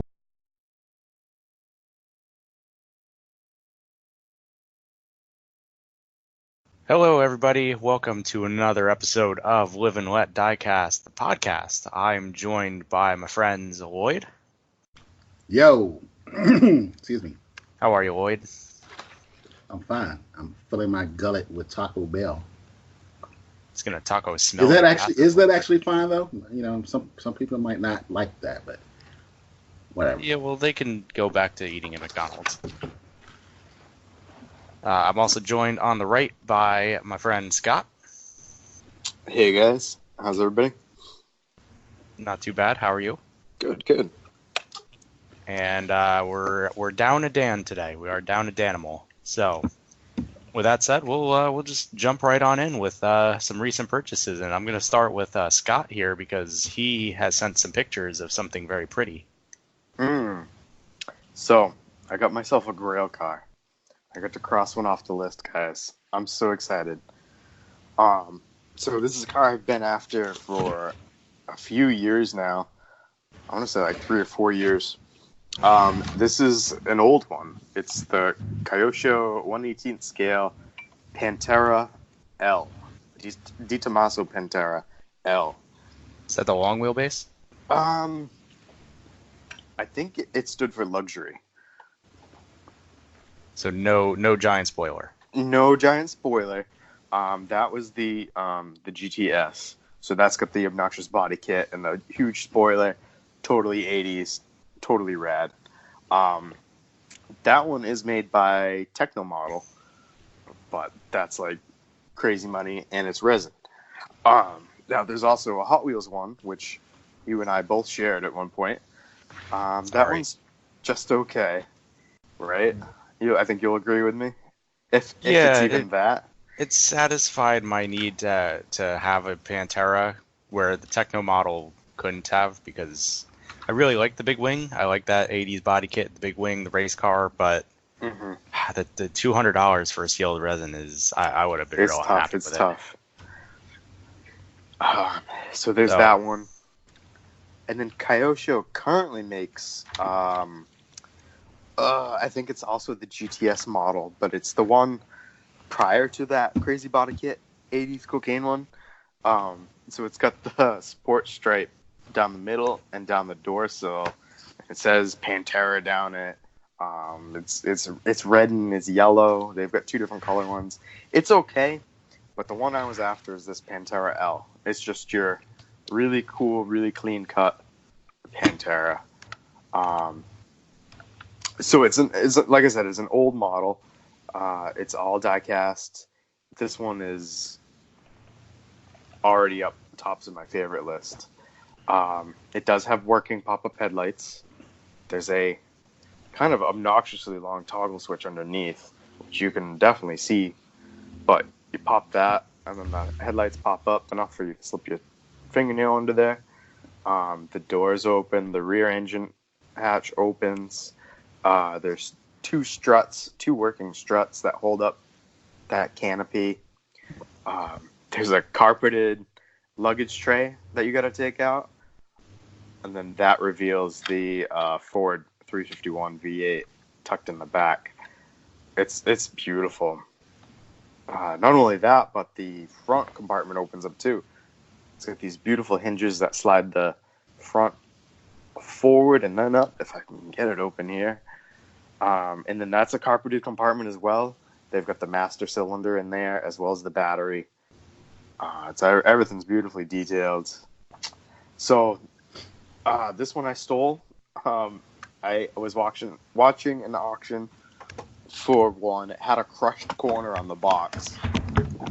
Looks like somebody had banged it up against the wall or something. But these are packed in styrofoam inside, so it's just the outer cardboard box was crushed. Scared everybody away. I won it for $115, which is not bad. I almost spent $150 a few summers ago for a black one. A guy out of Greece had a few on eBay, and I didn't pull the trigger fast enough. They sold out, and I haven't found a good deal on one since. But this one is red. I like the red color better than black. It's just it'll photograph better. It'll photograph better, exactly.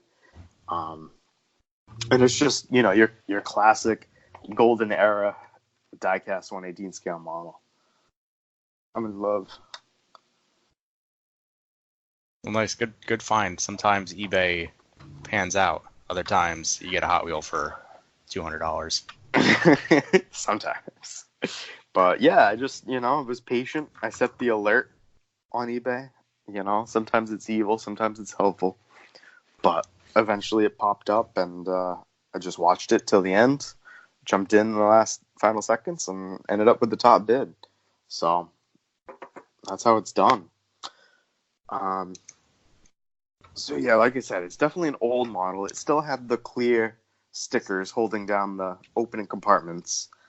It is missing its antenna, which I'm not too happy about, but I should be able to create something. And the listing also said it wasn't displayed, but there's clearly some sort of either wax or polishing compound residue stuck in the grills on the front. So I'm going to have to clean that up as well. It's got a little bit of infamous Kyosho paint rash, but nothing I can't edit out of my photograph. So very excited, very happy. In case you can't tell, I haven't taken a breath talking about this one, but yeah. Well, nice. I guess I'll go second and keep it on the subject of rails. I'm sorry. With Whoa, hold on. Uh-oh. Guys, the suspension works. Oh my god. This is so cool. Okay, sorry, continue. So now Is you can slam it. Yeah. Now, Style. Kyoshos have typically will have a working suspension. Usually there's like a Maisto type, just a spring suspension. But sometimes they actually will give you a articulated, or at least partially articulated suspension. Which one does the Pantera have? You know? Yeah, it looks like it's articulated. So your arms are moving. Arms are moving. They're independent. Yeah, it's not just springs on the wheel mount. There's actual shocks and struts under here. Okay. This is awesome. What would that model have gone for when it was new? I'm going to guess. I don't know when the Pantera came out, but I'll guess and say it probably was a $70-ish model, possibly cheaper. Certainly, if it came out prior to 2010, it would have been less than $100. That's a lot of features for under $100. And if it came out, say in 2004, 5, 6, it would have been probably closer to $60 or that $70 that I gave before. So, yeah. Wow. And the detail and I'm assuming quality. I've only had it for a few minutes here, but it's right up there with auto art and all your high level. Right. Yeah, I mean, like I said, there's working struts that hold up the rear hatch. Everything's carpeted. Yeah, when I should say first started collecting, but sorry, when I kind of was hitting my stride, Kyosho, Auto Art, Main Champs, those were the big three of your die-cast. I won't say high end because you still had CMC back in the day. You had Exalo back in the day, which were on a whole nother level. And kind of like what you said about this car, Ryan. You go look at, let's say, an Exado Sauber Mercedes or their Nissan. I think they did a R390, I believe. And to know that these are models that were out in 1998. And they are still, fabulous, fantastic models. So some people were putting in that detail, but now we're getting less detail and more money. This is definitely the cliche. They don't make them like they used to. For certain. For certain. And now they make them out of resin. Now they make them out of resin and sealed and charged twice. Yes. But anyway, yeah. So I've been watching these on eBay for years, and I think I only found maybe a handful of auctions where these were for under $200. In fact, I missed out on one maybe a month ago. Ended up selling for $182, I think. Which I was surprised that I got this one for so cheap. But yeah, it's can't wait to get it on the shelf and in the photo booth for sure. Okay. So Ryan, you mentioned you had a Grail.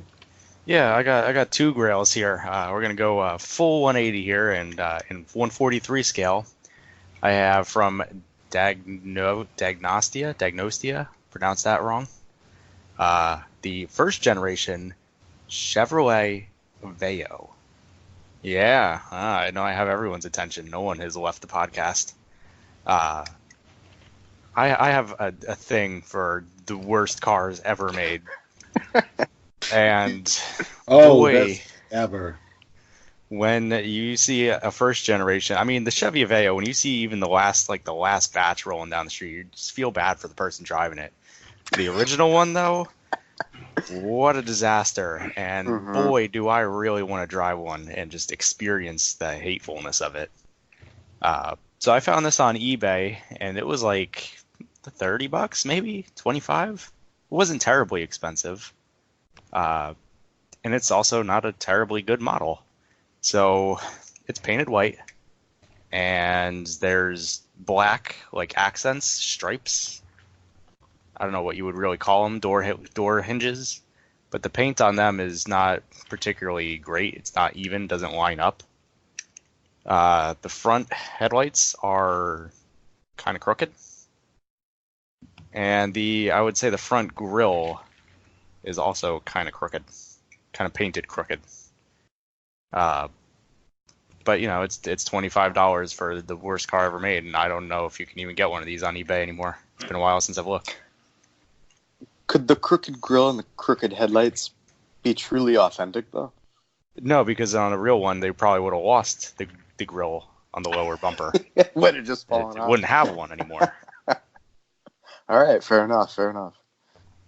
And then, so to bring things into the modern day, this would be a 2015 model year car, the Mitsubishi Space Star.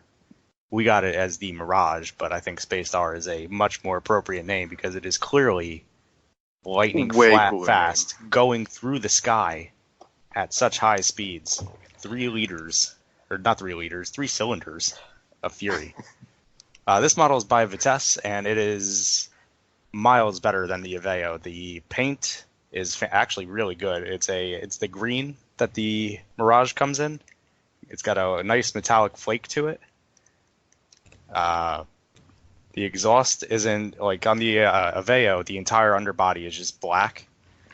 The Mirage has the exhaust painted silver, and it actually goes underneath where the rear axle is. It's got stickers for badges on the back instead of the Aveo, which just somebody kind of painted them on with a really small paintbrush, it looks like. And everything lines up. All of the headlights are on nicely. The paint around the door trim is nice. There's no weird crookedness to the model. This was a bit more expensive, coming in at about $35. I'm also out of breath here. I'm getting so excited talking about these. Just so worked up. The Mirage is a car that I very nearly almost bought a real one of because they're so cheap and so cheerful. But I had the Cube at the time, and I was getting kind of bummed with how slow that was. Man, I don't know if I could have stepped down into a slower car. I was gonna say, all right, add it to your stable and drive them both, but Yeah, which one do I want to have problems merging onto the highway with today? exactly. But I mean, on the positive side, you could probably go at least 2 months without filling up your tank, right? Well, no, because I would probably keep it in first gear if I got a manual, or if you had the CVT, then I don't even know. How hateful is the CVT in these things? CVT in my Cube was pretty atrocious. Was it? It was not great. I'm very happy to not have a CVT anymore.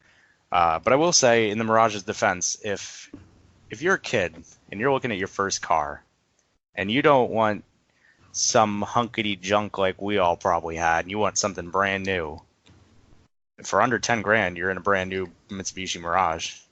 There's nothing else. So, like, it's not even a matter of what else can I get. No, there's nothing. There's no other car that cheap. Can I ask a question? Because you were talking about 43rd and little cars I don't care about, so I tuned out. So I lost. How do we get to talking about Mitsubishi Mirage? At least once a week. I might be over exaggerating, but at least once a week in Xbox chat, we talk about Mirages. For years, I've been talking to this guy about the Mitsubishi Mirage. And I'm like, well, we started out with a Naveo and a Starion, and we were talking about how did we get to Mirages? Wait, Asterion? Who had Asterion? You said what was it, the Star or something? The Space Star.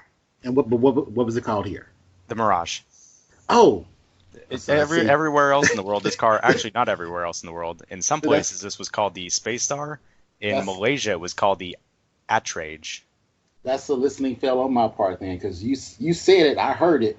That's, you know what? We were talking about cheap economy cars. I totally understand.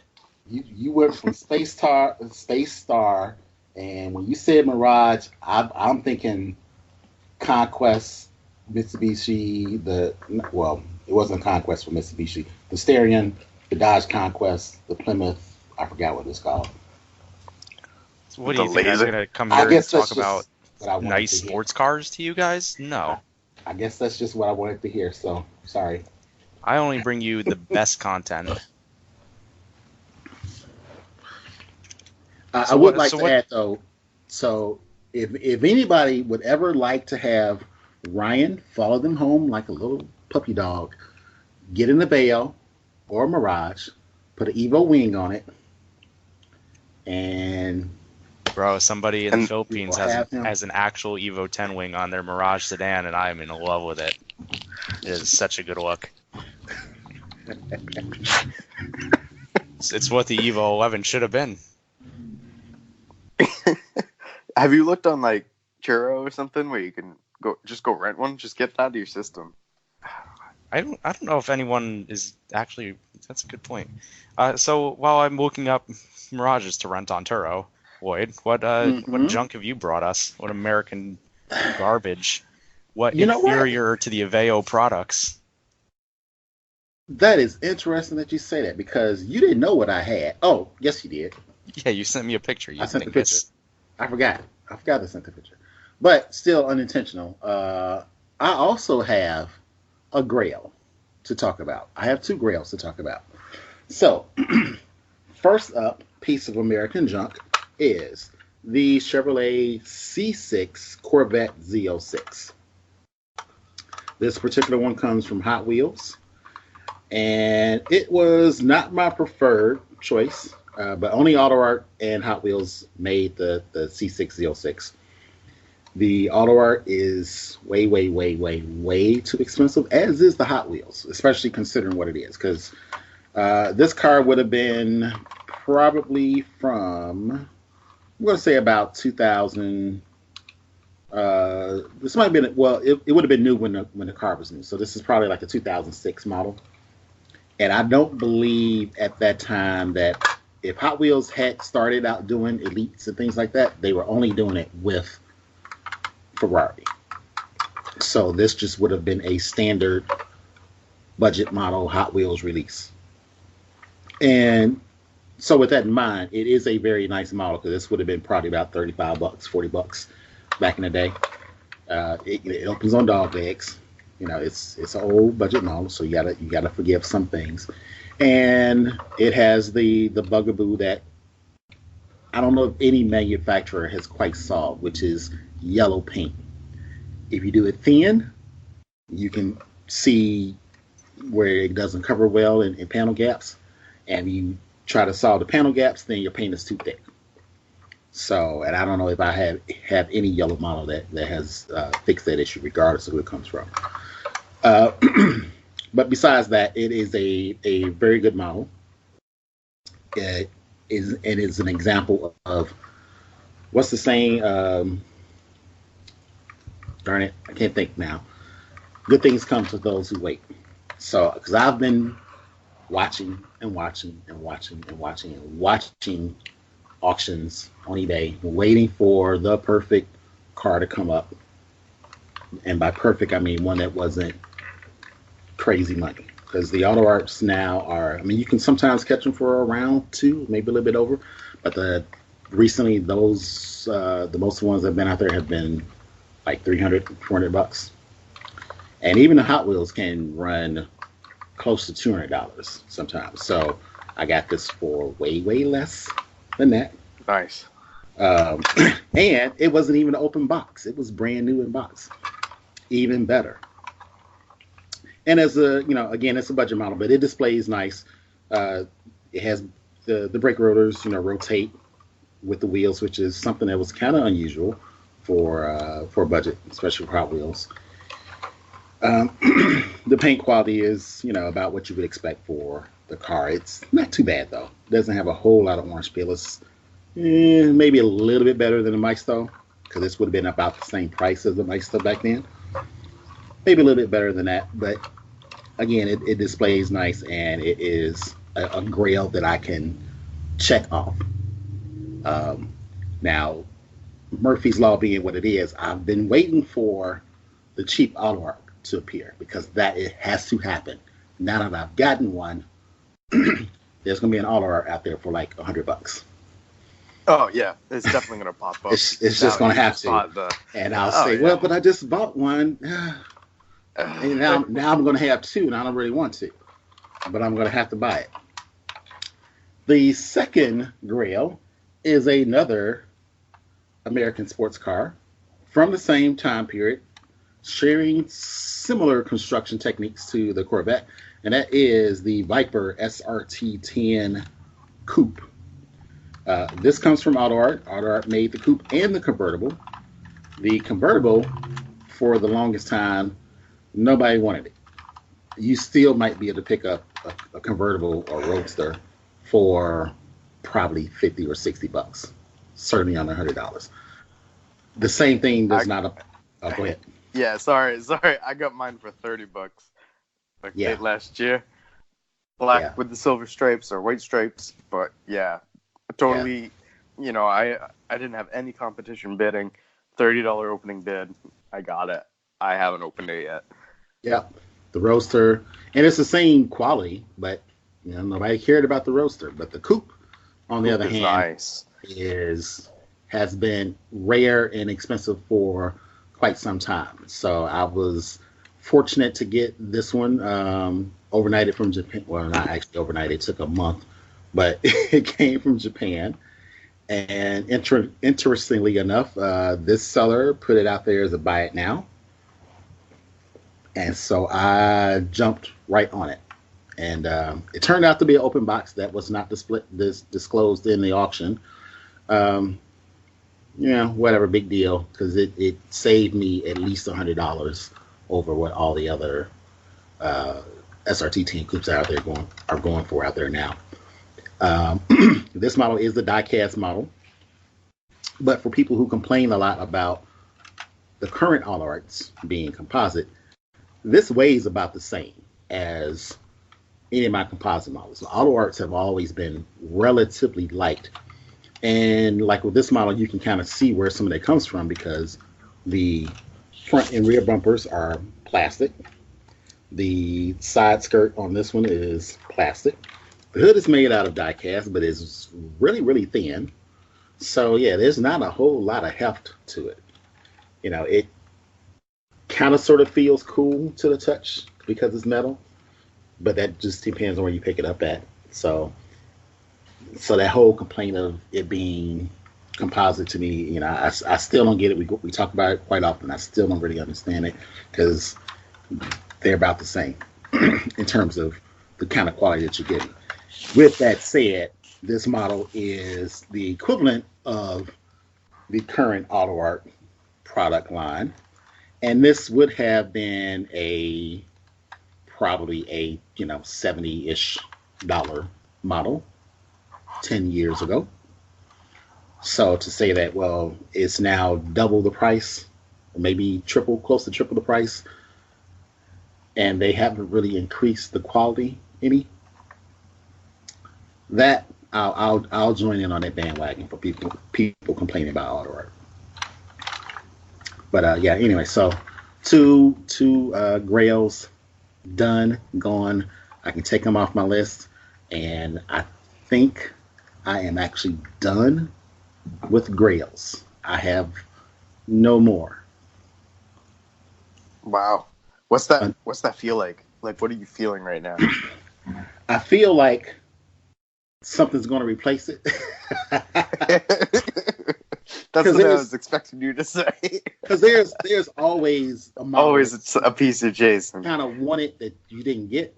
Yep. But like I wouldn't call those grails. They weren't like I had to have. Mm. They were kind of more, or they're more like, oh, this popped up and it's cheap. Okay, Right. let me get it I'll because get it's it cheap. now. But I wasn't, I was watching. I had a saved auction for C6006 and for Viper SRT 10 Coupe. I had that as a saved auction. Anything else I get is just going to be oh, this popped up and I'm foolish and reckless with money.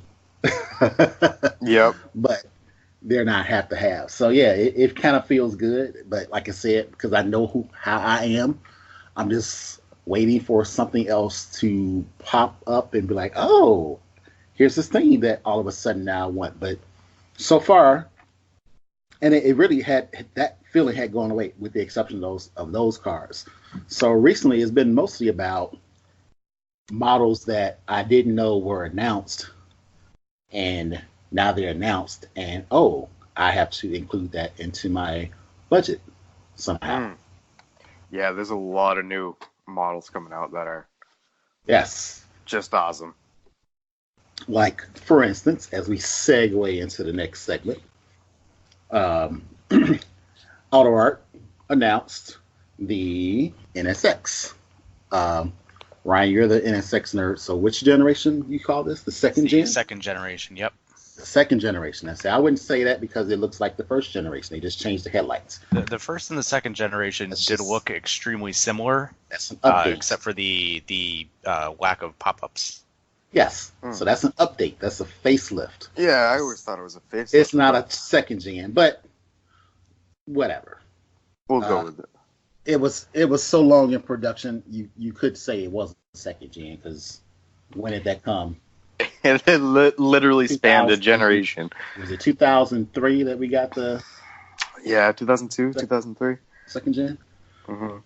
So yeah, so that's an example of I didn't know this was coming, and now I thought I had my 2019 AutoArt model obtain list of things I wanted to obtain. I thought I had that together, Mm-hmm. and now they've added one. Yep. to that. Yep. We're I not get even that halfway same through the feeling. year. Not even halfway through.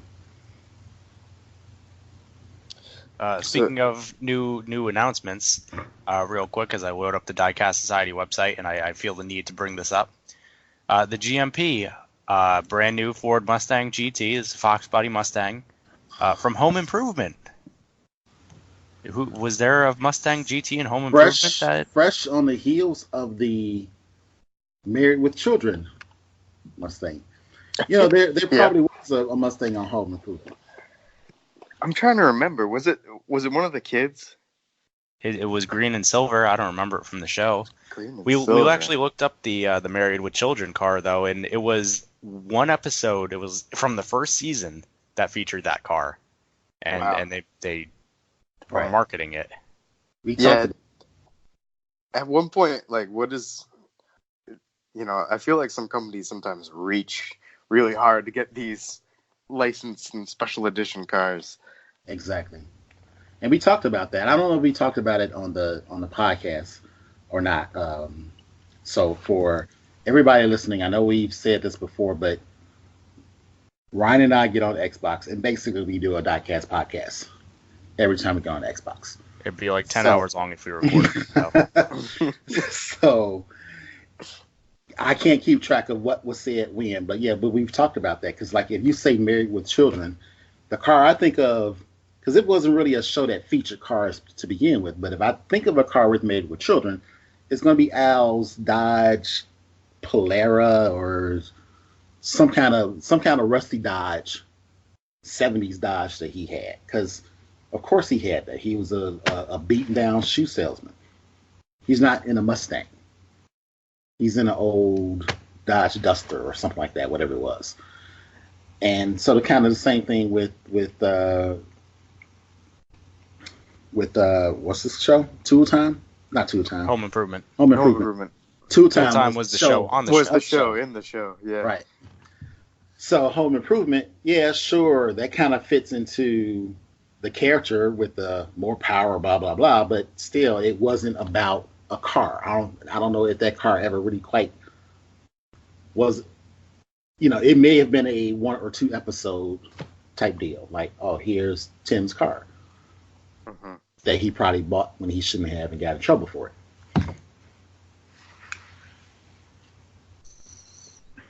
So, going back to your point, Scott, yeah, it's this reach for these TV and movie licenses because you already have the mold in production. So what else Right. can we That what else makes can we pull sense. out? Like I think Yeah. Greenlight did a A-Team. Um, I think it was a Mopar or was it a Chevy? I can't remember, but some old car. And you think A-Team, okay? You got BA's van, Yep. you got Face's vet, and that's basically it. Now, yeah, Hannibal. If Hannibal had a car, eh, I couldn't tell you what it was. And then the other character whose name I can't remember, but the crazy guy, I think he may have had like a Dodge Diplomat or some kind of late '70s Mopar or something. But that wasn't it wasn't a star car. The van and the vet was the Right. star car. Yeah. So fine, you release those, but to say, oh yeah, Here's that one guy who had that here car. right, or here's the bad guy's car from episode 3, season Yeah. 2. Remember when they passed this Ford Taurus parked on the street? Well, here it is. Here it is. Right. So what Anywho. else is new?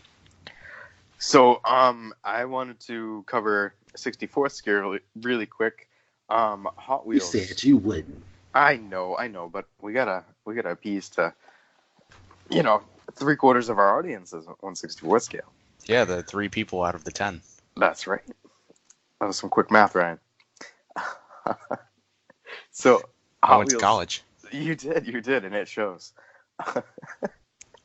Hot Wheels just announced on Instagram they're coming out with the Subaru 22B,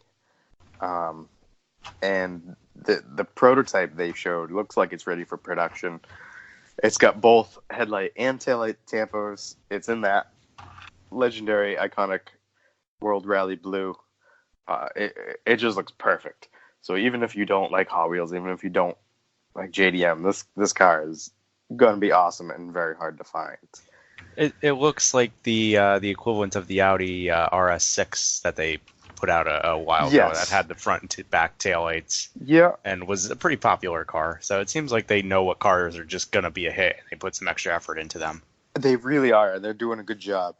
Got to give credit where credit's due. I think this year they've had more hit releases, or they're going to, than any of the recent years I can think of. They've been teasing a lot of models. The McLaren Senna, which I actually just found today. The Lamborghini Centenario Roadster is coming out. And then they also teased an Aston Martin Vulcan. So all of those are still yet to come out this year. And Ryan, like you said, we're not even halfway through the year yet. So I kind of wonder, though, how much of the success of Hot Wheels is big cars right now. Because there was a lull where they weren't really making anything particularly interesting. I mean, it's a lot of fantasy stuff. Right. Now they're, I know they have new designers and they're doing a lot of new licensed cars, but a lot of the cars that they're picking are in video games that are particularly popular right now, like the Forza Horizon series. There's an Yep. Audi RS6, there's a Subaru 22B, there's an Aston Vulcan. the Senna was the cover car. The Senna has a big Forza stamp right on the card art. So Yeah. I think you're onto their marketing team. But yeah, you're right.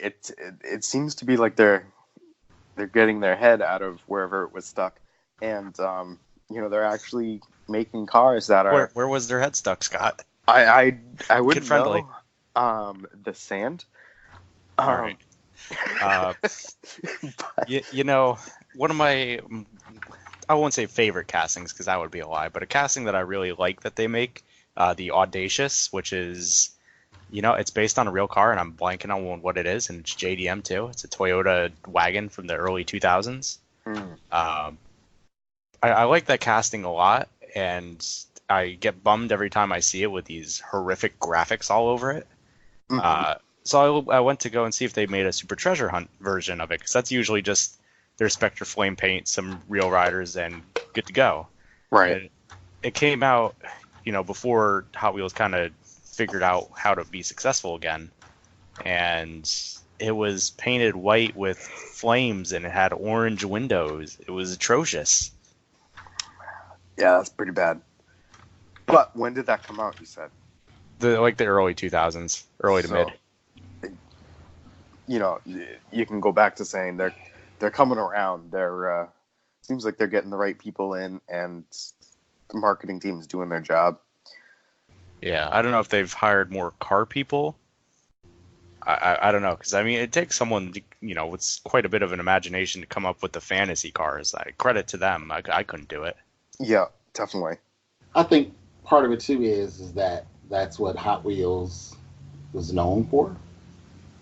And two, it also comes from a time like if you go back to the start of Hot Wheels and the automotive landscape at the time, we did have fantasy show cars.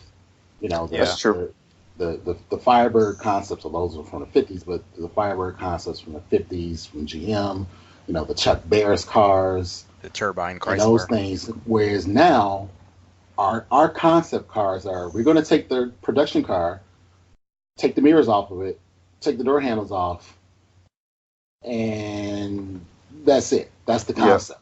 Or even the Gran Turismo Vision cars. They're building concepts of cars that they create for the video game. So, Or that, yeah, maybe too, like they're just getting younger. You hear that reference in sports all the time. They go through a rebuilding process. They bring in a bunch of new people. Right. They try to get younger and faster on defense. Right. And Maybe that's what they're doing too. Yeah, and that's part of that thought that I was going with was, they start out this way, and so all your older collectors Mhm. expect this from auto art, from Hot Wheels. Right. But as those people, kind of die off or whatever, Wow, that's dark. well, I don't know It's- how else to put it, It's but a way of life, right? as they age out, let's put it that way. As they grow up. And Yes, you're as they trying grow to- up. and as you're trying to bring newer folks into it, well, like kids like my youngest son's age, well, he doesn't come from an era of fantasy concept cars and things like that. He's The seeing muscle them cars. in video games, so that's going to be where his connections are going to come from. Yep. Is video games. So to have tie-ins like that makes sense, but also to have cars that are now kind of more down to earth or more realistic Mhm. is probably also more keeping in line with what he sees in cars, because he's not seeing the wild stuff. Yep. Yeah. So, and that might be what they're doing, why they kind of, so because you talked about them, being successful again. So if they fell off, that may Mhm. be what it was. Your original market has gotten too small that is not sustainable, and you're not pulling a new market in. So you gotta at some point say, we need to think about what we've been doing and try doing something different. Yep. Like Harley. So bring it to the real world perspective. Oh yeah. Millennials aren't buying Harleys. Mm-mm. So what are they doing? They're talking about electric bicycles and such. That's right. Because you gotta change your market. You gotta adapt. Gotta adapt. To kind of harp on the point of concept cars today, or just the production car with no mirrors, DNA Collectibles, friends of the show maybe, has announced the Golf GTE Sport concept in 1/18 scale, which is one that I'm kind of looking forward to if they hadn't announced some other things down the pipeline. But I'm looking at this model, and it doesn't look like the Mark 7 GTI, but you could see a lot of the styling cues in it.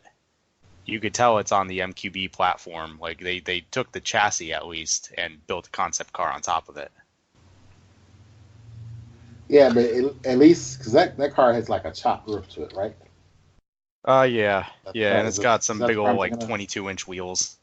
So at least it's a little bit different.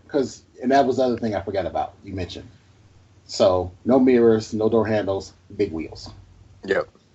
Teeny tiny headlights. Yeah. Yeah, and that's the concept. Meanwhile, when you buy the real car, you're never going to get the 22s because you'll need a new wheel every single day. Yes, Or a new spine. that too. And then your car will probably look really goofy on like 16s. Because like with my Mazda, the people who got the sport version and got the 17s, they look so stupid with the little 17-inch wheels.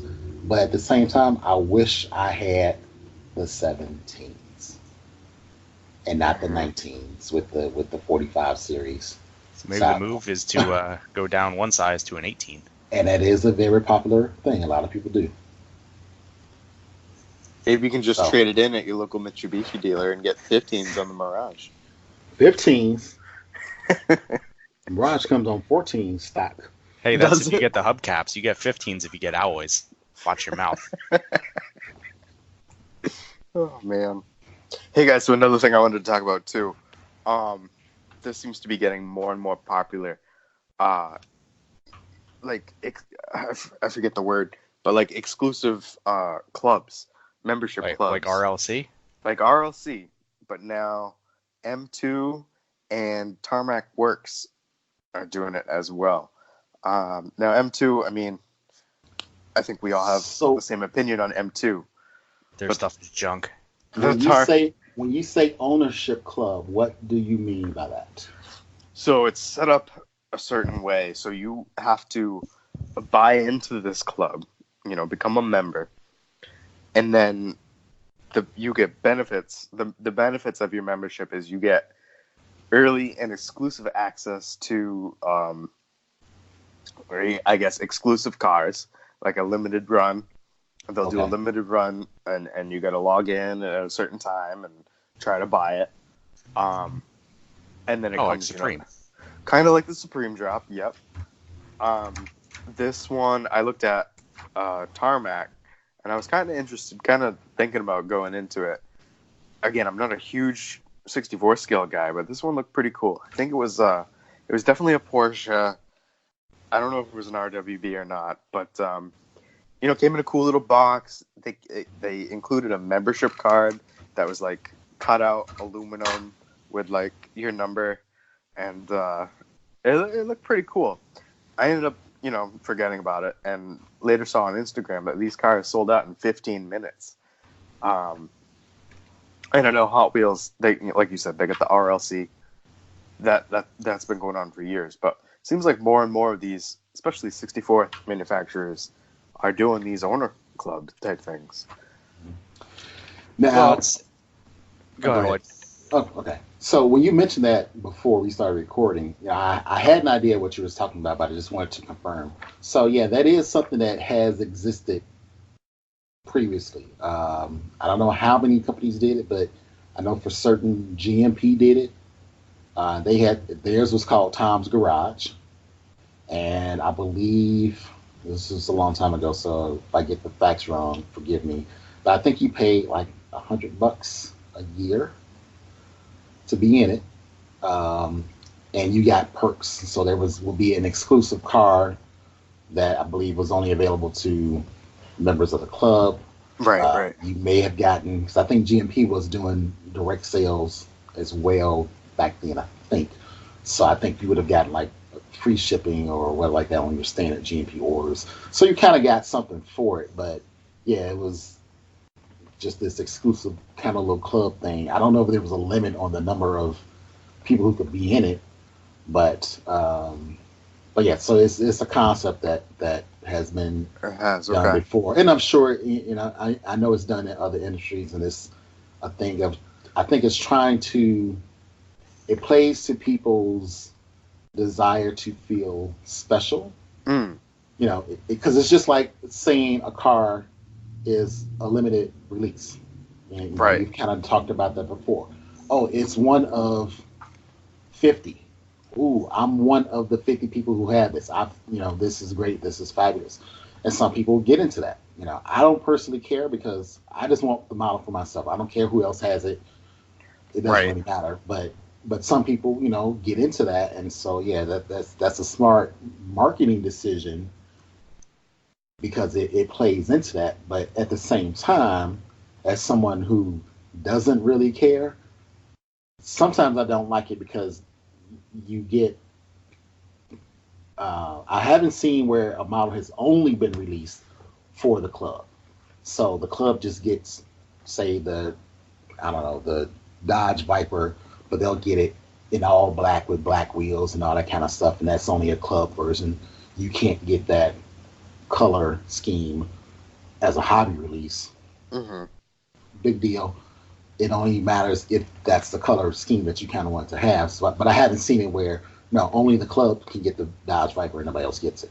Right. That kind of doesn't make too much sense, especially in 18 scale with the cost it takes to produce a mold. Right. So yeah. So on one hand, I get it. At the same time, I'm like, ugh, why? Just make it and put it out there, and let people. Don't put an artificial number on it. Like if you want to have, I think we talked about this with the Supreme thing. Just put a pre-order one out there. Right. You pre-order it by this date. Everybody gets one. If 1,000 people pre-order, then we make 1,000. If 100,000, then we make 100,000. Because it keeps the scalpers, I think. Could keep the scalpers at bay. Definitely. So yeah, M2 did the Datsun 510. Again, you're focused on your cars that are really popular, and so they were limited to 1,000 pieces. Had Yokohama graphics on it, kind of sport stripes, and it came with red wheels. The Tarmac one, where'd it go? Yeah, that one was there was a pink RWB Porsche. I think it's called the Southern Cross. Don't know how many pieces that was. I want to say it's 1,500, but yeah, I think both of them sold out pretty quickly. So it seems to be a thing that more and more people are going to go to. Yeah. So now, have they released those cars though in other liveries or colorways? Or however you want to describe it? Yeah, I know M2 has for sure. And I mean, who hasn't done a Datsun 510 at this point? That's true. The Tarmac Works one though, I'm not sure, because all those RWB cars, I think they're all commissions and one-offs, what have you.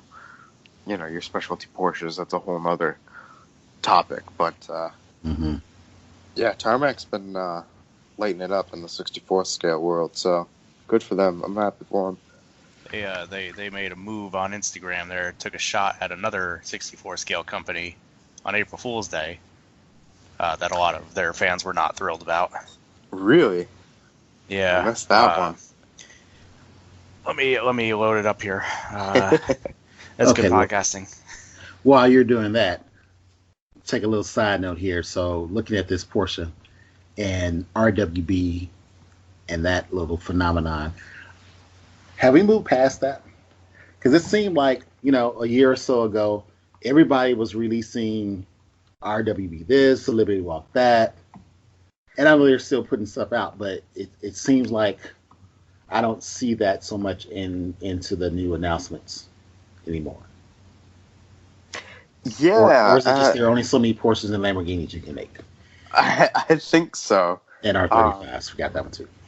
Right, yeah, and R34s. Yeah, they I don't think they made a body kit for a real car in a while. Well, at least not a different car. This post, this is good podcasting. So you shared it, Ryan. So explain this. So for folks at home, Tarmac Works on April Fool's Day posted, "Oh no, 64, we're too tired to innovate," with the caption saying that they were going to take existing or pre-announced ideas, packaging designs, or typos, and call them their own in order to succeed and grow their business. And this was a stab at the company Inno64, which is fairly new to the market. has been trying to do something similar to what Tarmac Works is doing by making 64 scale tuner cars, race cars, Civics, mostly Hondas. And it's the backlash that they faced from the fans in the comments was pretty harsh. People were not thrilled, and I could say one of the main complaints was that Tarmac Works shouldn't be saying anything when their quality control is abysmal. And as someone who owns a 1/18 scale Tarmac Work car, I can safely say, yeah, your quality control needs some real help.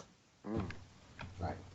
And also, isn't that just generally how business goes? Yeah, I mean, there's only so many cars in the world that you can make. Right. But even if like